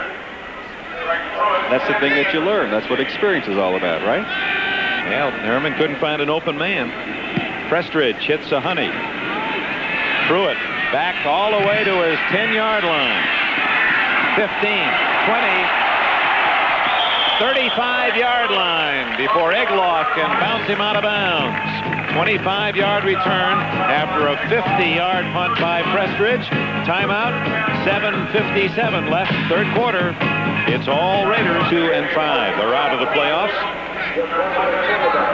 First down at the 35 for Jim Plunkett. Off play action to Allen. Overthrows it. Incomplete. Cliff Branch was short. And then he had another man, Barnwell, deep. Jackson in between. Couldn't get his hands on it for Denver. Denver had gone into their zone defense. Their linebackers had gotten downfield. Branch come into the middle, hooked, decided to come back to the football. Well, that's one of those cases where it just didn't work out. He came back too far. Jim had already thrown the ball, and it sailed over his head. So look at the Raider offensive brain trust there on the sideline. How much, I want to ask you a tough question. How much does Al Davis coach this team? Marcus Allen. I don't know whether that was a little stutter step fake or whether he thought he'd gone out of bounds, but he had stayed inbounds and goes all the way to the 44-yard line. Allen's 5th catch of the game, and he's near 100 yards in receiving and has 2 touchdowns, 91 yards. That little stutter step that you saw, what it did was that he caused the defensive back to freeze a little bit, and then he lowered his shoulder and just ran over him. The guy's such a gifted athlete, just a great runner. Right in front of Dan Reeves, the tackle was made, and whether you're coaching against Allen or with him, you know he's something special. He's going to throw the ball this time. Look at that pass. Touchdown! Cliff Branch, and you can't throw the ball better than that. Marcus Allen right on the money. He completed one 47 yards against Atlanta earlier in the year. Well, Cliff Branch does a nice job of just getting to the middle, wide open. This ball hits it. Look at that. Oh! He catches the ball, now he looks for the end zone. Doesn't pull it in. What a beautiful pass by Marcus Allen. There's Don Latimer down on the field, he's hurt. But I guess that shouldn't be any surprise because Marcus was a quarterback in high school down in San Diego. Takes the ball, looks up, look at this pass. Beautiful spiral, right into the hands of Cliff Branch. Ball looks to the end zone. Oop, don't have it, bobble. Oh. Well, listen, we're going to send our crack NFL 82 team out on a week's research to try to find out if there's something that Marcus Allen doesn't do well. And we'll have that for you exclusively here on NBC. The guy can't be that perfect. Joining Pollard. And who is the third?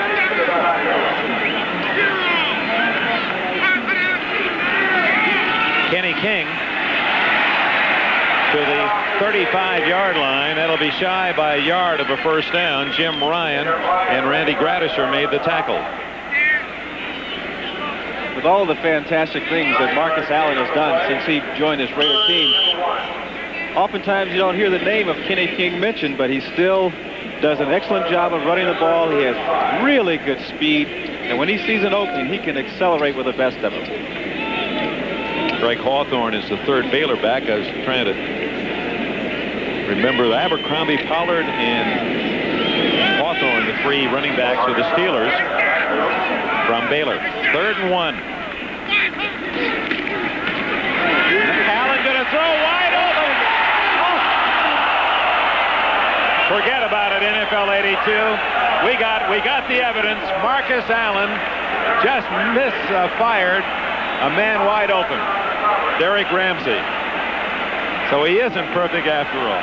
I was about to say, you only do this once in a game. You never come back with it because they're not going to be fooled. Here, Derek Ramsey is absolutely wide open. No one within 10 yards of him. And Allen just overthrows it. They'll probably look at the films and say that Ramsey stopped his route short, and it was a good pass after all. Now the crowd comes alive. They're helping Tom Flores on 4th and 1 to go for it. And give it to Allen. He's got it.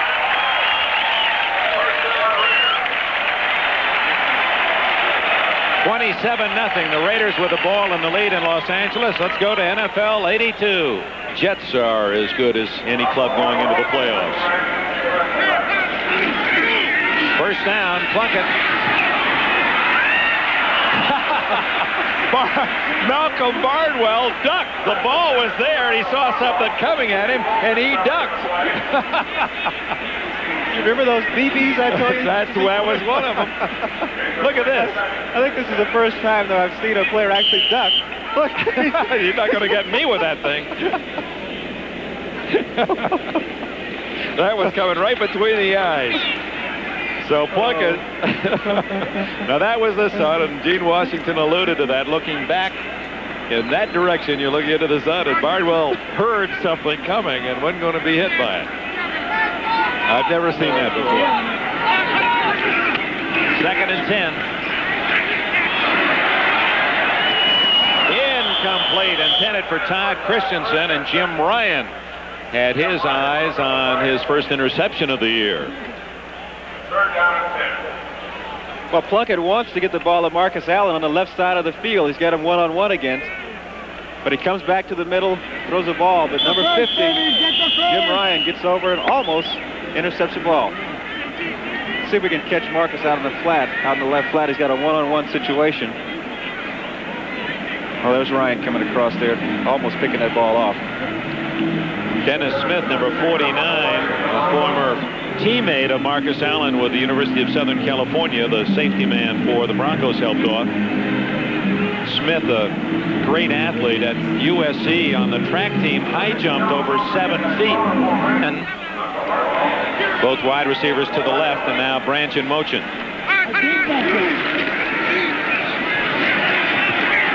And Plunkett has to eat it. Barney Chavis, 79, with Roland Jones, 75, right behind him. And Plunkett sacked for the second time. And on comes Ray Guy on the punting team.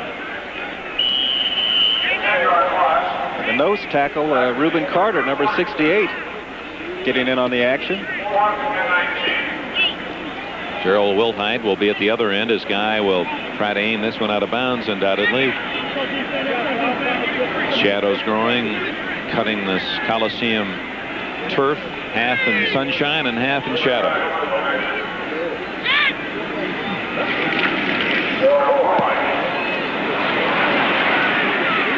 Wilhite at the 20, and Burrows out to about the 25-yard line. And Guy, look, he's holding that back that's bothering him, and certainly didn't kick that one well. 20 yards for Guy. Timeout in Los Angeles. Header, Fiesta, Rose, and Orange Bowl, so we invite you to be along. Mark Herman to the sidelines, and Rick Upchurch has a first down at the Denver 39-yard line. Lester Hayes made the tackle. Other scores, Jets now with that fake on the field goal, leading 28-7 in the fourth quarter at Minnesota. Cowboys another field goal and have a 6-point lead against the Eagles at home in the fourth. San Diego 37-13, apparently on their way to another half-century scoring game. Third quarter down south. 27-19, the Bears leading the Rams in Anaheim. Here it's 27-0 Raiders. Inside handoff and a fumble as Alzado, I guess not. You heard the players themselves yell fumble as Alzado made quite a hit on Gerald Wilhite, the #1 draft pick of the Broncos. He hadn't been able to use his end zone back flip today. In fact, he's only used it twice this year. Now, assuming things go as they are now, the Raiders would be 7-1. San Diego 6-2. Cincinnati has already won. The Jets are winning. Miami plays tomorrow night. We'll pursue this after this play.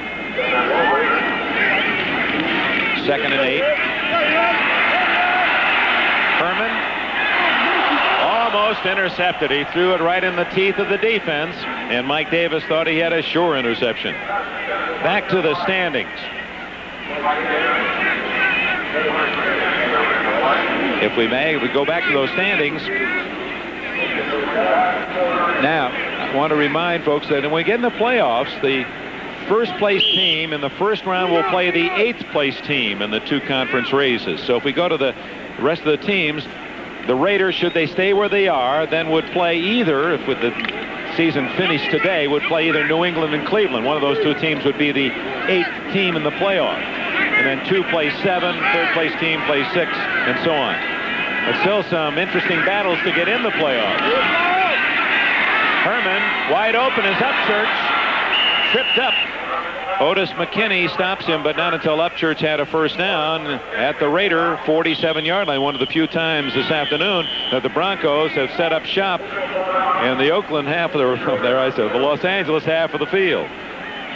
Well, Herman shows that he has a very strong arm. He had lots of pressure that time from the outside linebacker, 53 Rod Martin, and he threw that pass standing flat-footed. Threw an excellent ball out to Upchurch. Let's take a look from the end zone. You'll see he's back here. He's going to get some pressure. He just throws it. Look at that. That's all arm. Beautiful pass. Nice catch. Very good catch. Upchurch's 4th reception. He has 65 yards. And it's a first down, Denver at the Raider 47.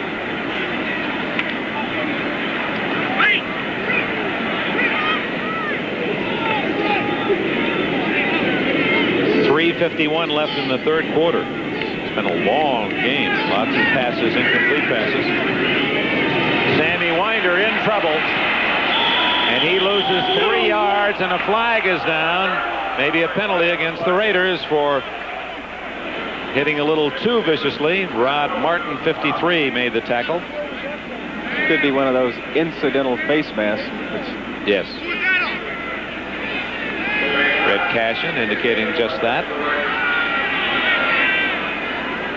Good rule, though. You can well appreciate that penalty. It's certainly stopped what is a very dangerous act, and it's often just an accidental. I mean, you're grabbing for something, you get that face mask, and a severe spinal injury could be the result.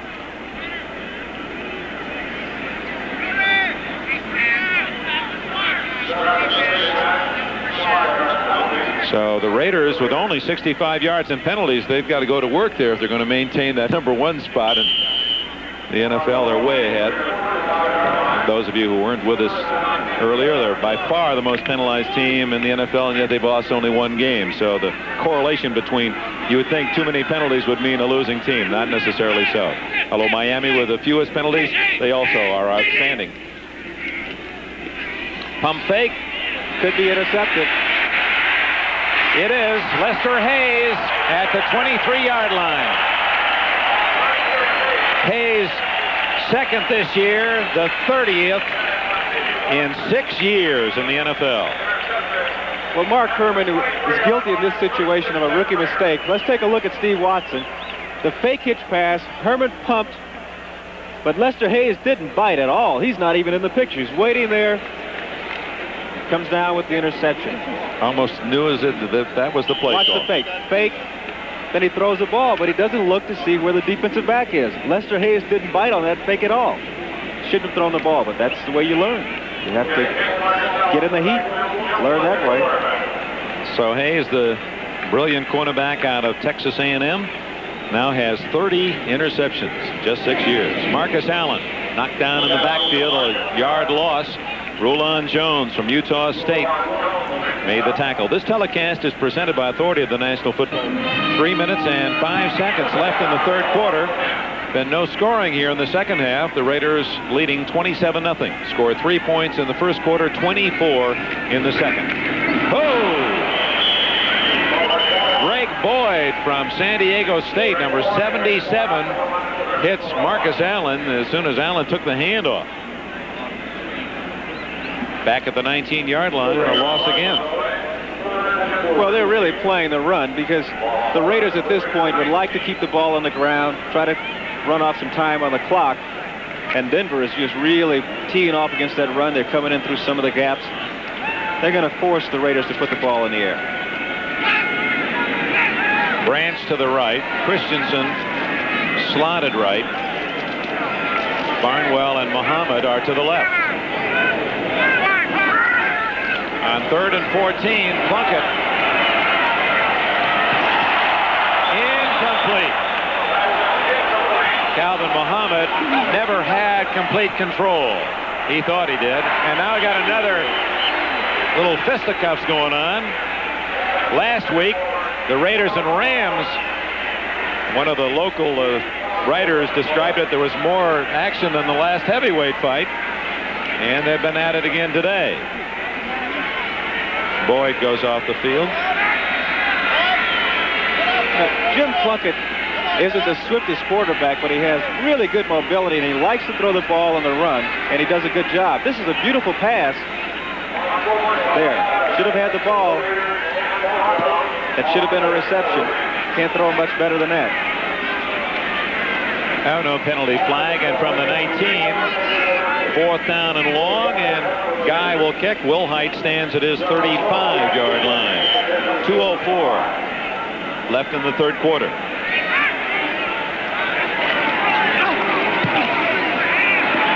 Good kick. Wilhite at the 31. Nothing but black jerseys. Wilhite leans so much on the run that he does that a lot. He's done it twice today. Falls down without even being hit. Hawkins there to cover him. A 50-yard punt, 6-yard return. Let's take a look at how we're going to do. Herman dumps it off to Paris. And he's to the 44-yard line in Raider territory and a first down. Don Latimer, shoulder apparently injured, and he will not return, nor will Dennis Smith, the safety man for the Broncos. While we have a moment, talk about the Raider defense. Ted Hendricks. Show you the durability of this great All-Pro, number 83. This is his 198th consecutive game. The roar of the crowd in the background. Eagles 21, Cowboys 20. They've just put up on the scoreboard. Wilhite. Now there's a case in point. You wonder why he wouldn't stay on his feet. Maybe he breaks a tackle. Instead, without being hit, he just dives forward. And he's to the 34-yard line, close to a first down. Some players are content to get what they have. Other players, like a Marcus Allen, want to get more than what you give them. And in this case, he did get tripped up a little by number 36, Mike Davis. But, you know, some guys are just not willing to go down. They're looking for that little extra thing. They'll put a hand down, stay up, gain another yard or two. Second and short. Herman, nice pass. And Sammy Winder makes a good catch and a first down. The Broncos have their deepest penetration. They're inside the 15. Well, Hendricks is on the line of scrimmage. He's faking the blitz. The running back is coming out in his area. He's trying to get back there. He has his back turned. He just doesn't see the football thrown. Good catch, part of Sammy Winder. But even then, Hendricks, when he finally made the tackle, he was going right for the ball, always trying to wrest it away. And he had his mitts on it. And that is the end of the third quarter here in Los Angeles at the Coliseum. The Broncos with their best field position of the day, but they trail on the board 27-0. We'll be right back after these messages from your local station. Here, who wants to be with us? Mark Herman has moved his team to a first down at the 13 of the Raiders, and this is Paris to the 5-yard line, and a flag is down. And that might be holding. They threw it right in the middle of the line. Yes, it is, against Denver. Well, that would be consistent with the way Denver's performed practically all season long. They get something going right, then the problems happen. Usually it's a turnover. In this situation, they get a good run from Rick Paris, but it's going to be nullified by a holding penalty. Holding during the run. Number 64 on the offense. Still first down. Bill Bryan, the center, guilty of the hold. So now Herman looks at first down and 20 from the 23-yard line. And Denver working on the penalty yard advantage. And that's about the only statistic that they own today. 27-0 Raiders. Young backs Winder and Paris behind Herman in his first ever NFL regular season duty. Incomplete. Intended for the tight end Egloff and broken up nicely by Mike Davis from Colorado. It's 27-0 here in Los Angeles. Now let's check on NFL 82. If they come up with a victory in that one, and apparently they will, we'll move to 6-2. Joining Cincinnati, already a winner at 6-2. And San Diego is winning. Great protection, but no one was open, and he has to eat it back at the 40-yard line. Archie Reese and Matt Millen teamed up on the sack. 5 today for the Raiders, who now have 33 for the year. Well, Mark is taking the ball from that shotgun position, looking downfield, but the Raiders do an excellent job. They're in man-to-man coverage, no place to throw the ball, and there's number 74, Archie Reese, on the sack. Assuming the Lions didn't get any sacks today at Tampa Bay, that moves the Raiders into first place in the NFL in rushing the passer. Looks like a defense that, if you can't pass the ball, you're going to be in real trouble against this Raider club. Herman to Watson at the 16, make it the 14-yard line. Burgess Owens, the defender for the Raiders. And that'll bring up fourth down. They're going to go for a field goal. They want to get something up there. Well, Herman really threads the needle in this play, gets it in between the linebackers. You can see Matt Millen jumping up, trying to knock it away. And Watson gets right in that area between the linebackers and the defensive backs for the reception. An apparent field goal on fourth down and 11. But when you're trailing 27-0, we'll see. Paris is perfect this year, 10 for 10. It would be a 32-yard attempt. And it's good. Watch out, Mark Mosley. Rich Carlos is also perfect, 11 for 11.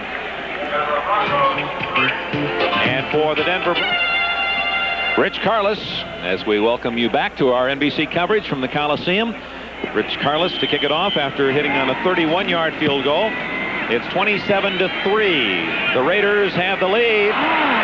Pruitt, and he'll take the touchback. Now that is not a fumble, but a muff. The impetus being given by the kicking team, even though Pruitt first touched it in the field of play at the 2 when it rolled back into the end zone. He never had control. It is a touchback. Today's game is brought to you by Chevrolet. Chevrolet is USA. Marcus Allen out to the 20-yard line. A yard gain, perhaps. Steve Busick, second-year linebacker, another former Southern California star, and Steve Wilson made the tackle. The Eagles have moved up by 4 points against Dallas in the fourth quarter. And how sweet it would be for Dick Vermeil's team in a disappointing year to knock off the highly regarded Cowboys. Meanwhile, the Jets apparently have their 6th win of the year set, 35-14 at Minnesota.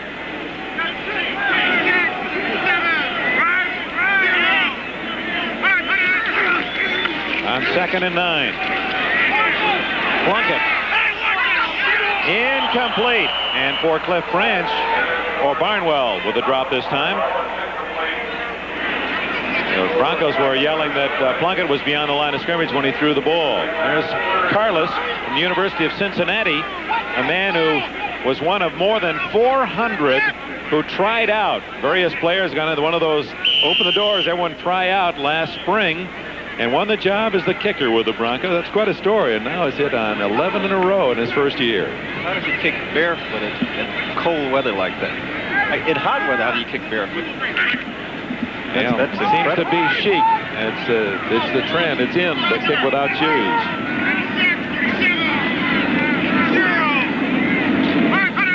Third and 9. Plunkett. Pruitt. No flag.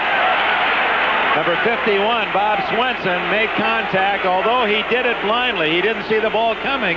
He hit Pruitt legally just as the ball arrived. Boyd put good pressure on Plunkett. Well, Plunkett does a good job of avoiding Boyd.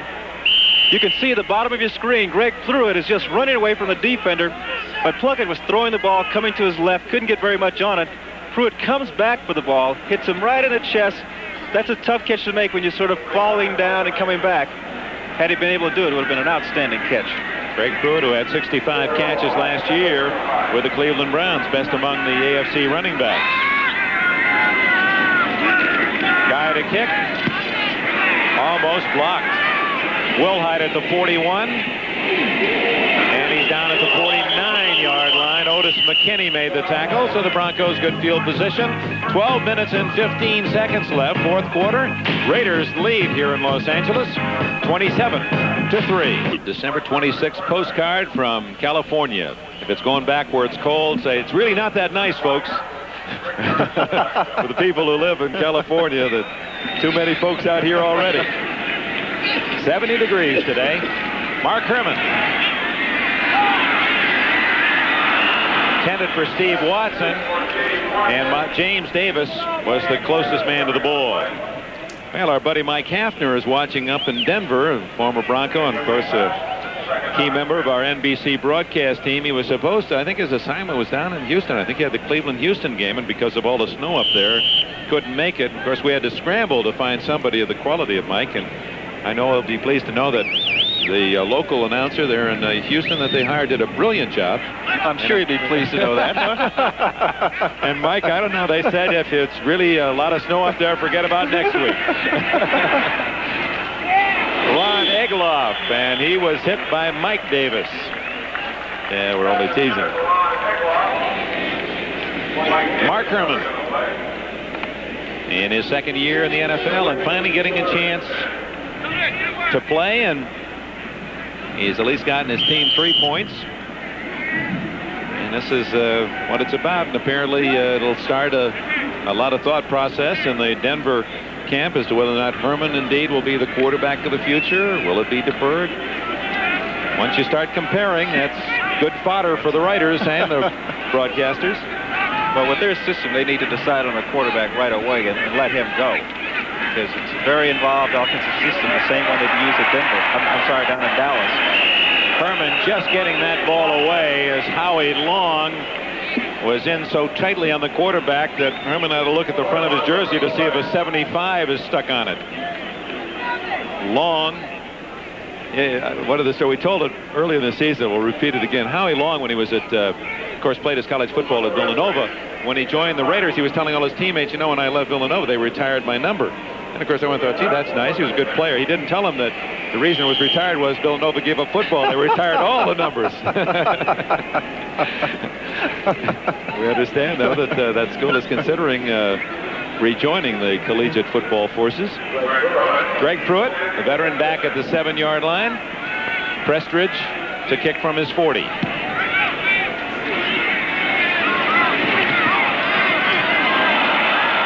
Pruitt down at the 4-yard line.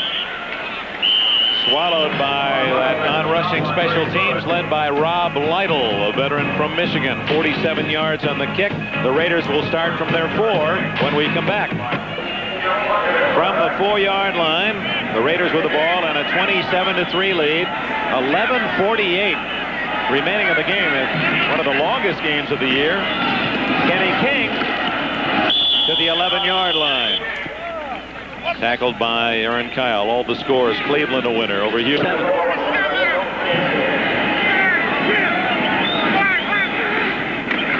King again has a first down. The Voyagers program will be seen immediately following the conclusion of NBC's football coverage over most of these stations. First down at the 15 for the Raiders. We'll get the rest of the scores for you. Fumble, and the Broncos have it at the 29-yard line as Todd Christensen popped by Aaron Kyle, and Kyle has the football.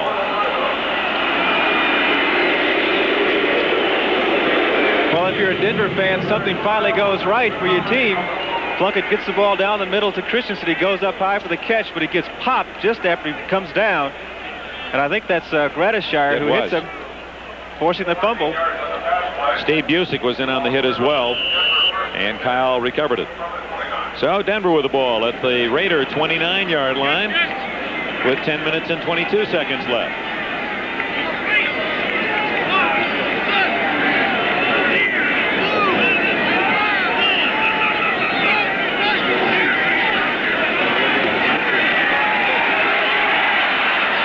Going to be intercepted. Lester Hayes couldn't catch it, and he couldn't kick it. We have seen some strange happenings in the second half. Let's see if he... He's 0 for 2. That's what happens when you have too much time to think about it. The ball just won't ever come down. You just, come on down, come on down. Finally it does, and you try to grab it and squeeze it to death. Well, those easy ones, those are the ones you want to put in the record book. So the Broncos, fortunate, still have the ball, 2nd and 10. Here comes a blitz. Herman smothered by the charge of Long and Martin and Reese. 6 sacks for the Raiders, who apparently will lead the entire NFL in that department at this day's end. We'll run down the rest of the scores for you. 24th Texas Stadium. 3rd down and a long, long way to go. Intercepted. Burgess Owens at the 35, 40, 50, and down at the 48. Rick Upchurch made the tackle, and the Raiders have another turnover.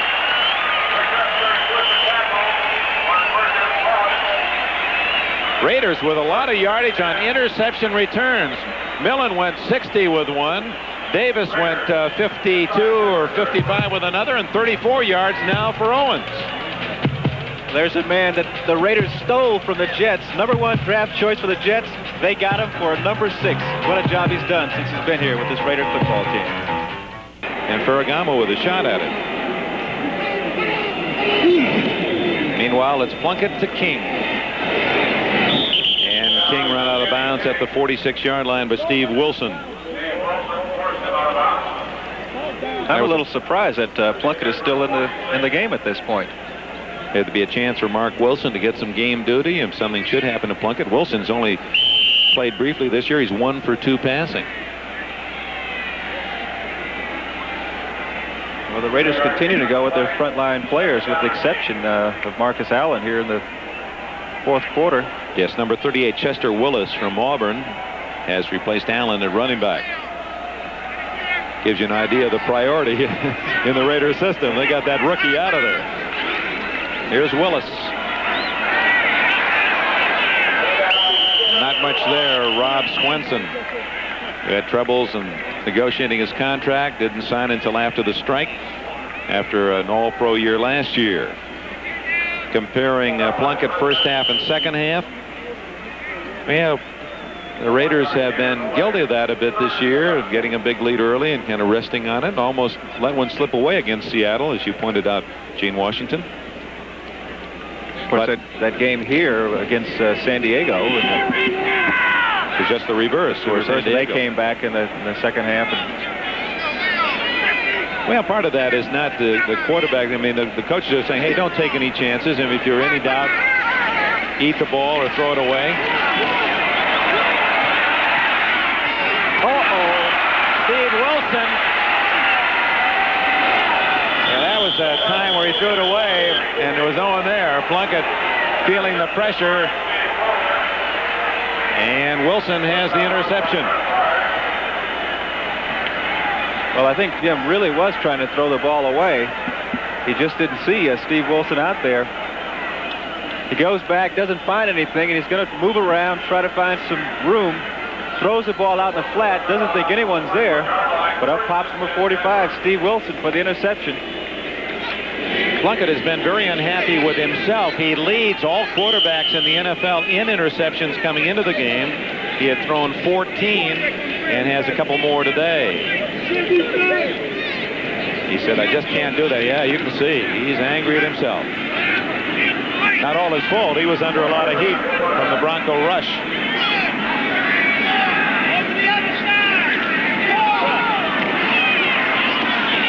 Rick Harris on the draw, fighting for every inch, and down to the 36-yard line before Ted Hendricks can wrap him up. That's a good call in this situation.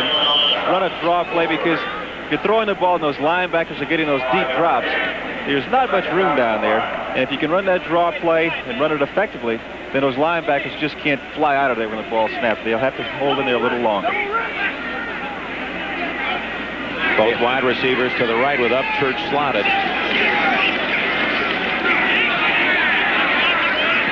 Incomplete. Matt Millen got a hand on it. It was intended for Ron Egloff. Nelson was there also on the coverage. Peered at Millen in front, tipped the ball away. Like catching a foul tip. That's not easy to do. That ball hit Egloff right in the face mask after Matt Millen got a little piece of it. It's a tough situation, Dick, for receivers. I've been in a few of these games where you're behind and you're throwing the ball almost on every down. Those defensive backs are just sitting back there sort of licking their chops, waiting for you to get in that perfect situation so they can just tee off on you. It's tough. Third down and 6. And flags go down. Procedure against Denver. And, of course, new quarterback, new cadence, just the voice different.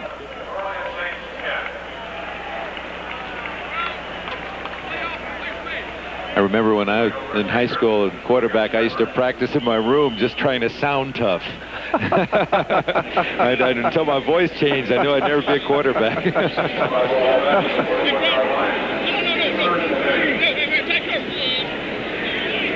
Tom Glassick, number 62. Dave Studdard, 70, the guards. Brian, the center, with Miner and Lanier, the tackles. We're going to talk about Glassick, the most interesting man from the University of Virginia. Out of the shotgun, 3rd and 10. Fumble.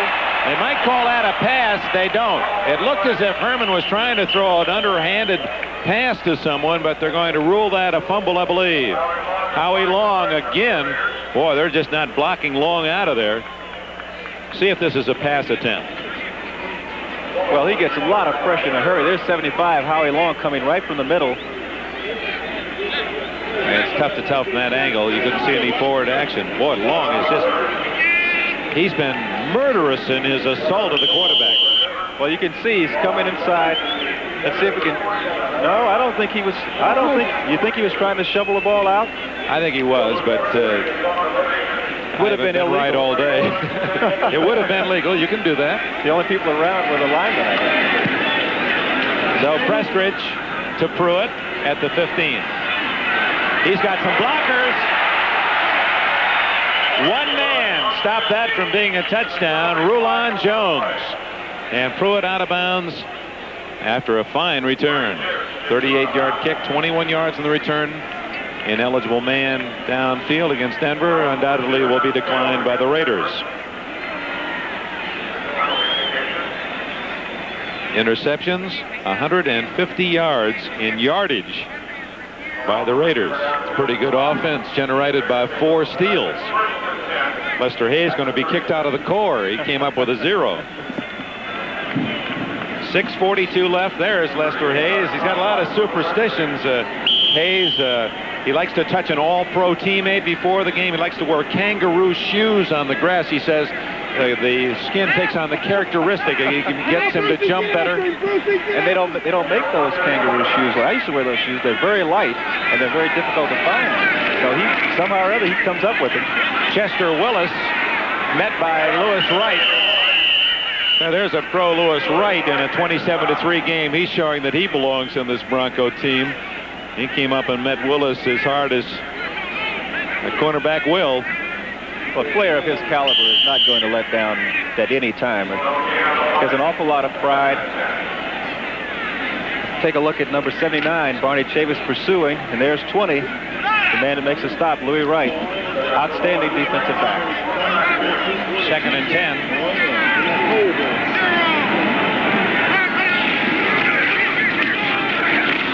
Willis to the 40-yard line. Boy, I tell you, the sounds of the game are fantastic. There's the roar in the background, the biggest cheer of the second half. The scoreboard has just spelled out the Eagles have beaten the Cowboys 24-20. So Philadelphia, big upset as Tom Landry's Cowboys lose at home. And they look so invincible these last several weeks. Well, that's a restructuring for Philadelphia. Some of those who thought that Vermeil had lost his touch and his club had quit. Big win. 3rd and 5. Flag down as Christensen gets to the 47 of Denver. And we'll check the penalty. Cliff Branch is claiming that he was held by one of the Denver defensive backs. Here we got another little scuffle as Branch was choosing up someone. Cliff's a little small to be but he runs fast. Get him and run, right? It was holding against the Broncos, declined by the Raiders, and it's a first down for Los Angeles at the Denver 47-yard line with 5 minutes and 12 seconds left. And there aren't going to be too many folks left. They ought to give some kind of reward to the fans who stayed to the final gun today, because there aren't going to be too many of them.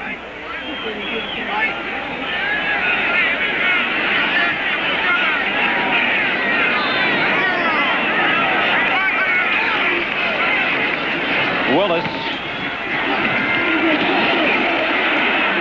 the 42-yard line, a gain of 5 before Jim Ryan and Rulon Jones can make the tackle. Well, the nice thing about the fact that there's not a lot of crowd interference with the sound, you can hear the sounds of the game.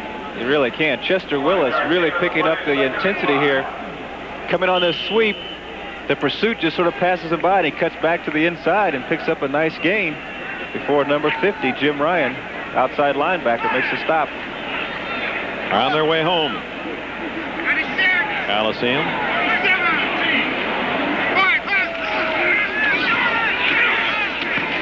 Branch hit immediately by Aaron Kyle. And we'll see where they mark it. I believe far enough for a first down at the 36-yard line. Well, Branch had Aaron Kyle out there in a one-on-one situation, going just far enough for the first down because he knows that Kyle is going to give him an awful lot of room. I almost can hear Plunkett call the signals in the huddle. Not quite that good, but certainly at the line of scrimmage, you get a feeling of the action. Here it is.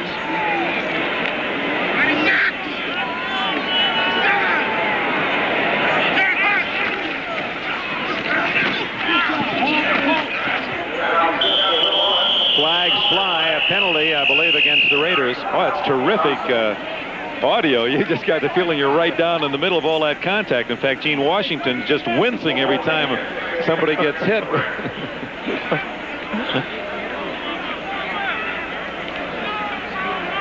Larry Coyle, our director, said he likes that. He's going to even give you even more of a feeling of that. You know how hard we worked in that no announcer game to get the sound that we didn't get then? Now we get it here.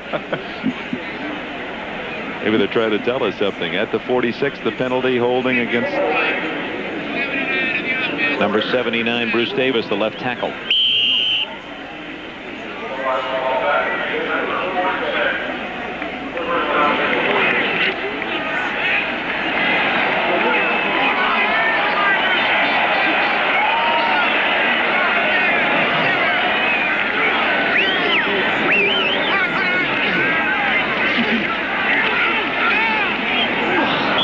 Incomplete, intended for Greg Pruitt. It'll be 2nd down and 20.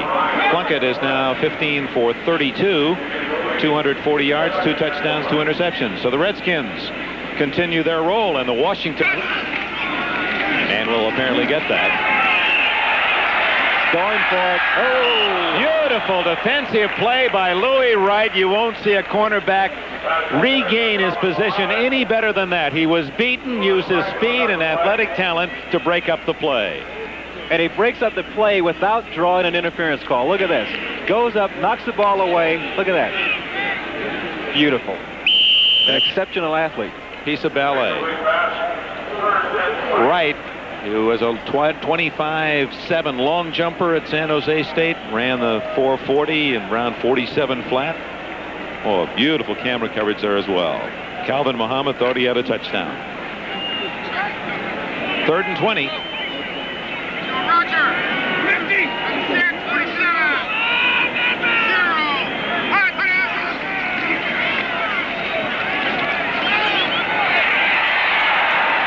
Barnwell out of bounds at the 26-yard line, very close to a 1st down.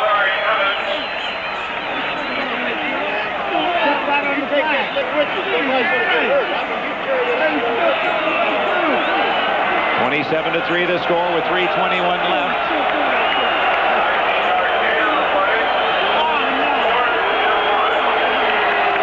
Gypsy Boots, I knew he wouldn't leave. Gypsy, he's going to stay to the final gun. Got his Christmas red pants on. Hey, he's ready. Got his nuts and berries in the bag. They say this is the land of the fruit and nuts, Southern California. 4th down and 1.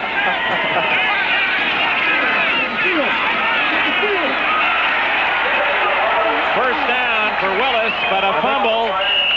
And the Broncos say they have it. Let's wait for the officials.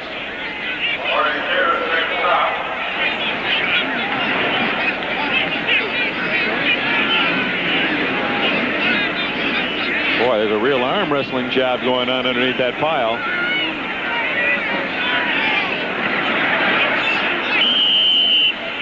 Denver has it with 3:08 left.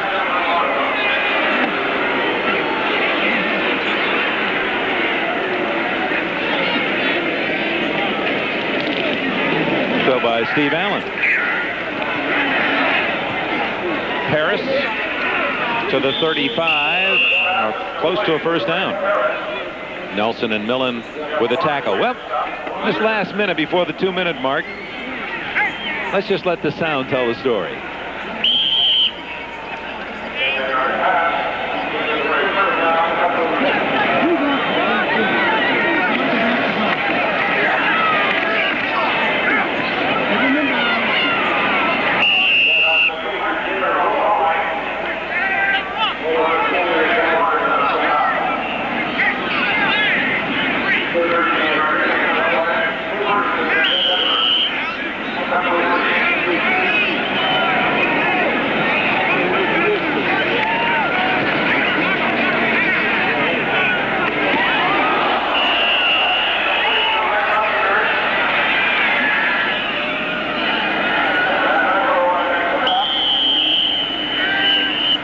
a 2-minute warning. Rick Upchurch makes a good catch. He does a great job of holding on to the ball as he really takes a shot from number 26, Van McElroy. And a happy holidays to all of you around the country from NBC as well. Denver with 4 more first downs than the Raiders, and yet trail 27-3. The Broncos have the ball at the Raider 30-yard line. Joe Ralston is our audio engineer. What a job, Joe.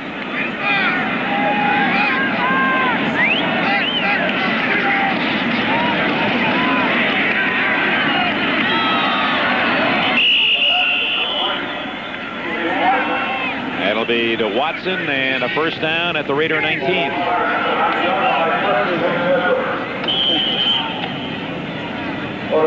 Marcus Allen, his day done. Cliff Branch, Derek Ramsey, Barnwell over there. That's a nice feeling to sit down on the bench like that when you know you have the game all won. Except I did that once against Dallas, I think. I sat down on the bench, thought we had the game won about a minute and a half to go. Roger Staubach had other ideas. Watson broken up by Lester Hayes. It's still 27-3 here, now to NFL 82 in New York. There are more people in your NFL 82 studios than there are in the Coliseum right now. 27-3. The Raiders had a big second quarter. It really hasn't been a very exciting second half. We're ready to go. I mean, we got it all packed. Even the equipment man isn't here. Commitment to excellence. They're all wrapped up. Boy, they got everything in there. Here's the highlight of the second half. The coordinating producer of football on NBC is Ted Nathanson, certainly to their credit, and offensively and defensively. Herman, flag down. Watson is in the end zone, and I believe the penalty is against the Raiders, and that one will count.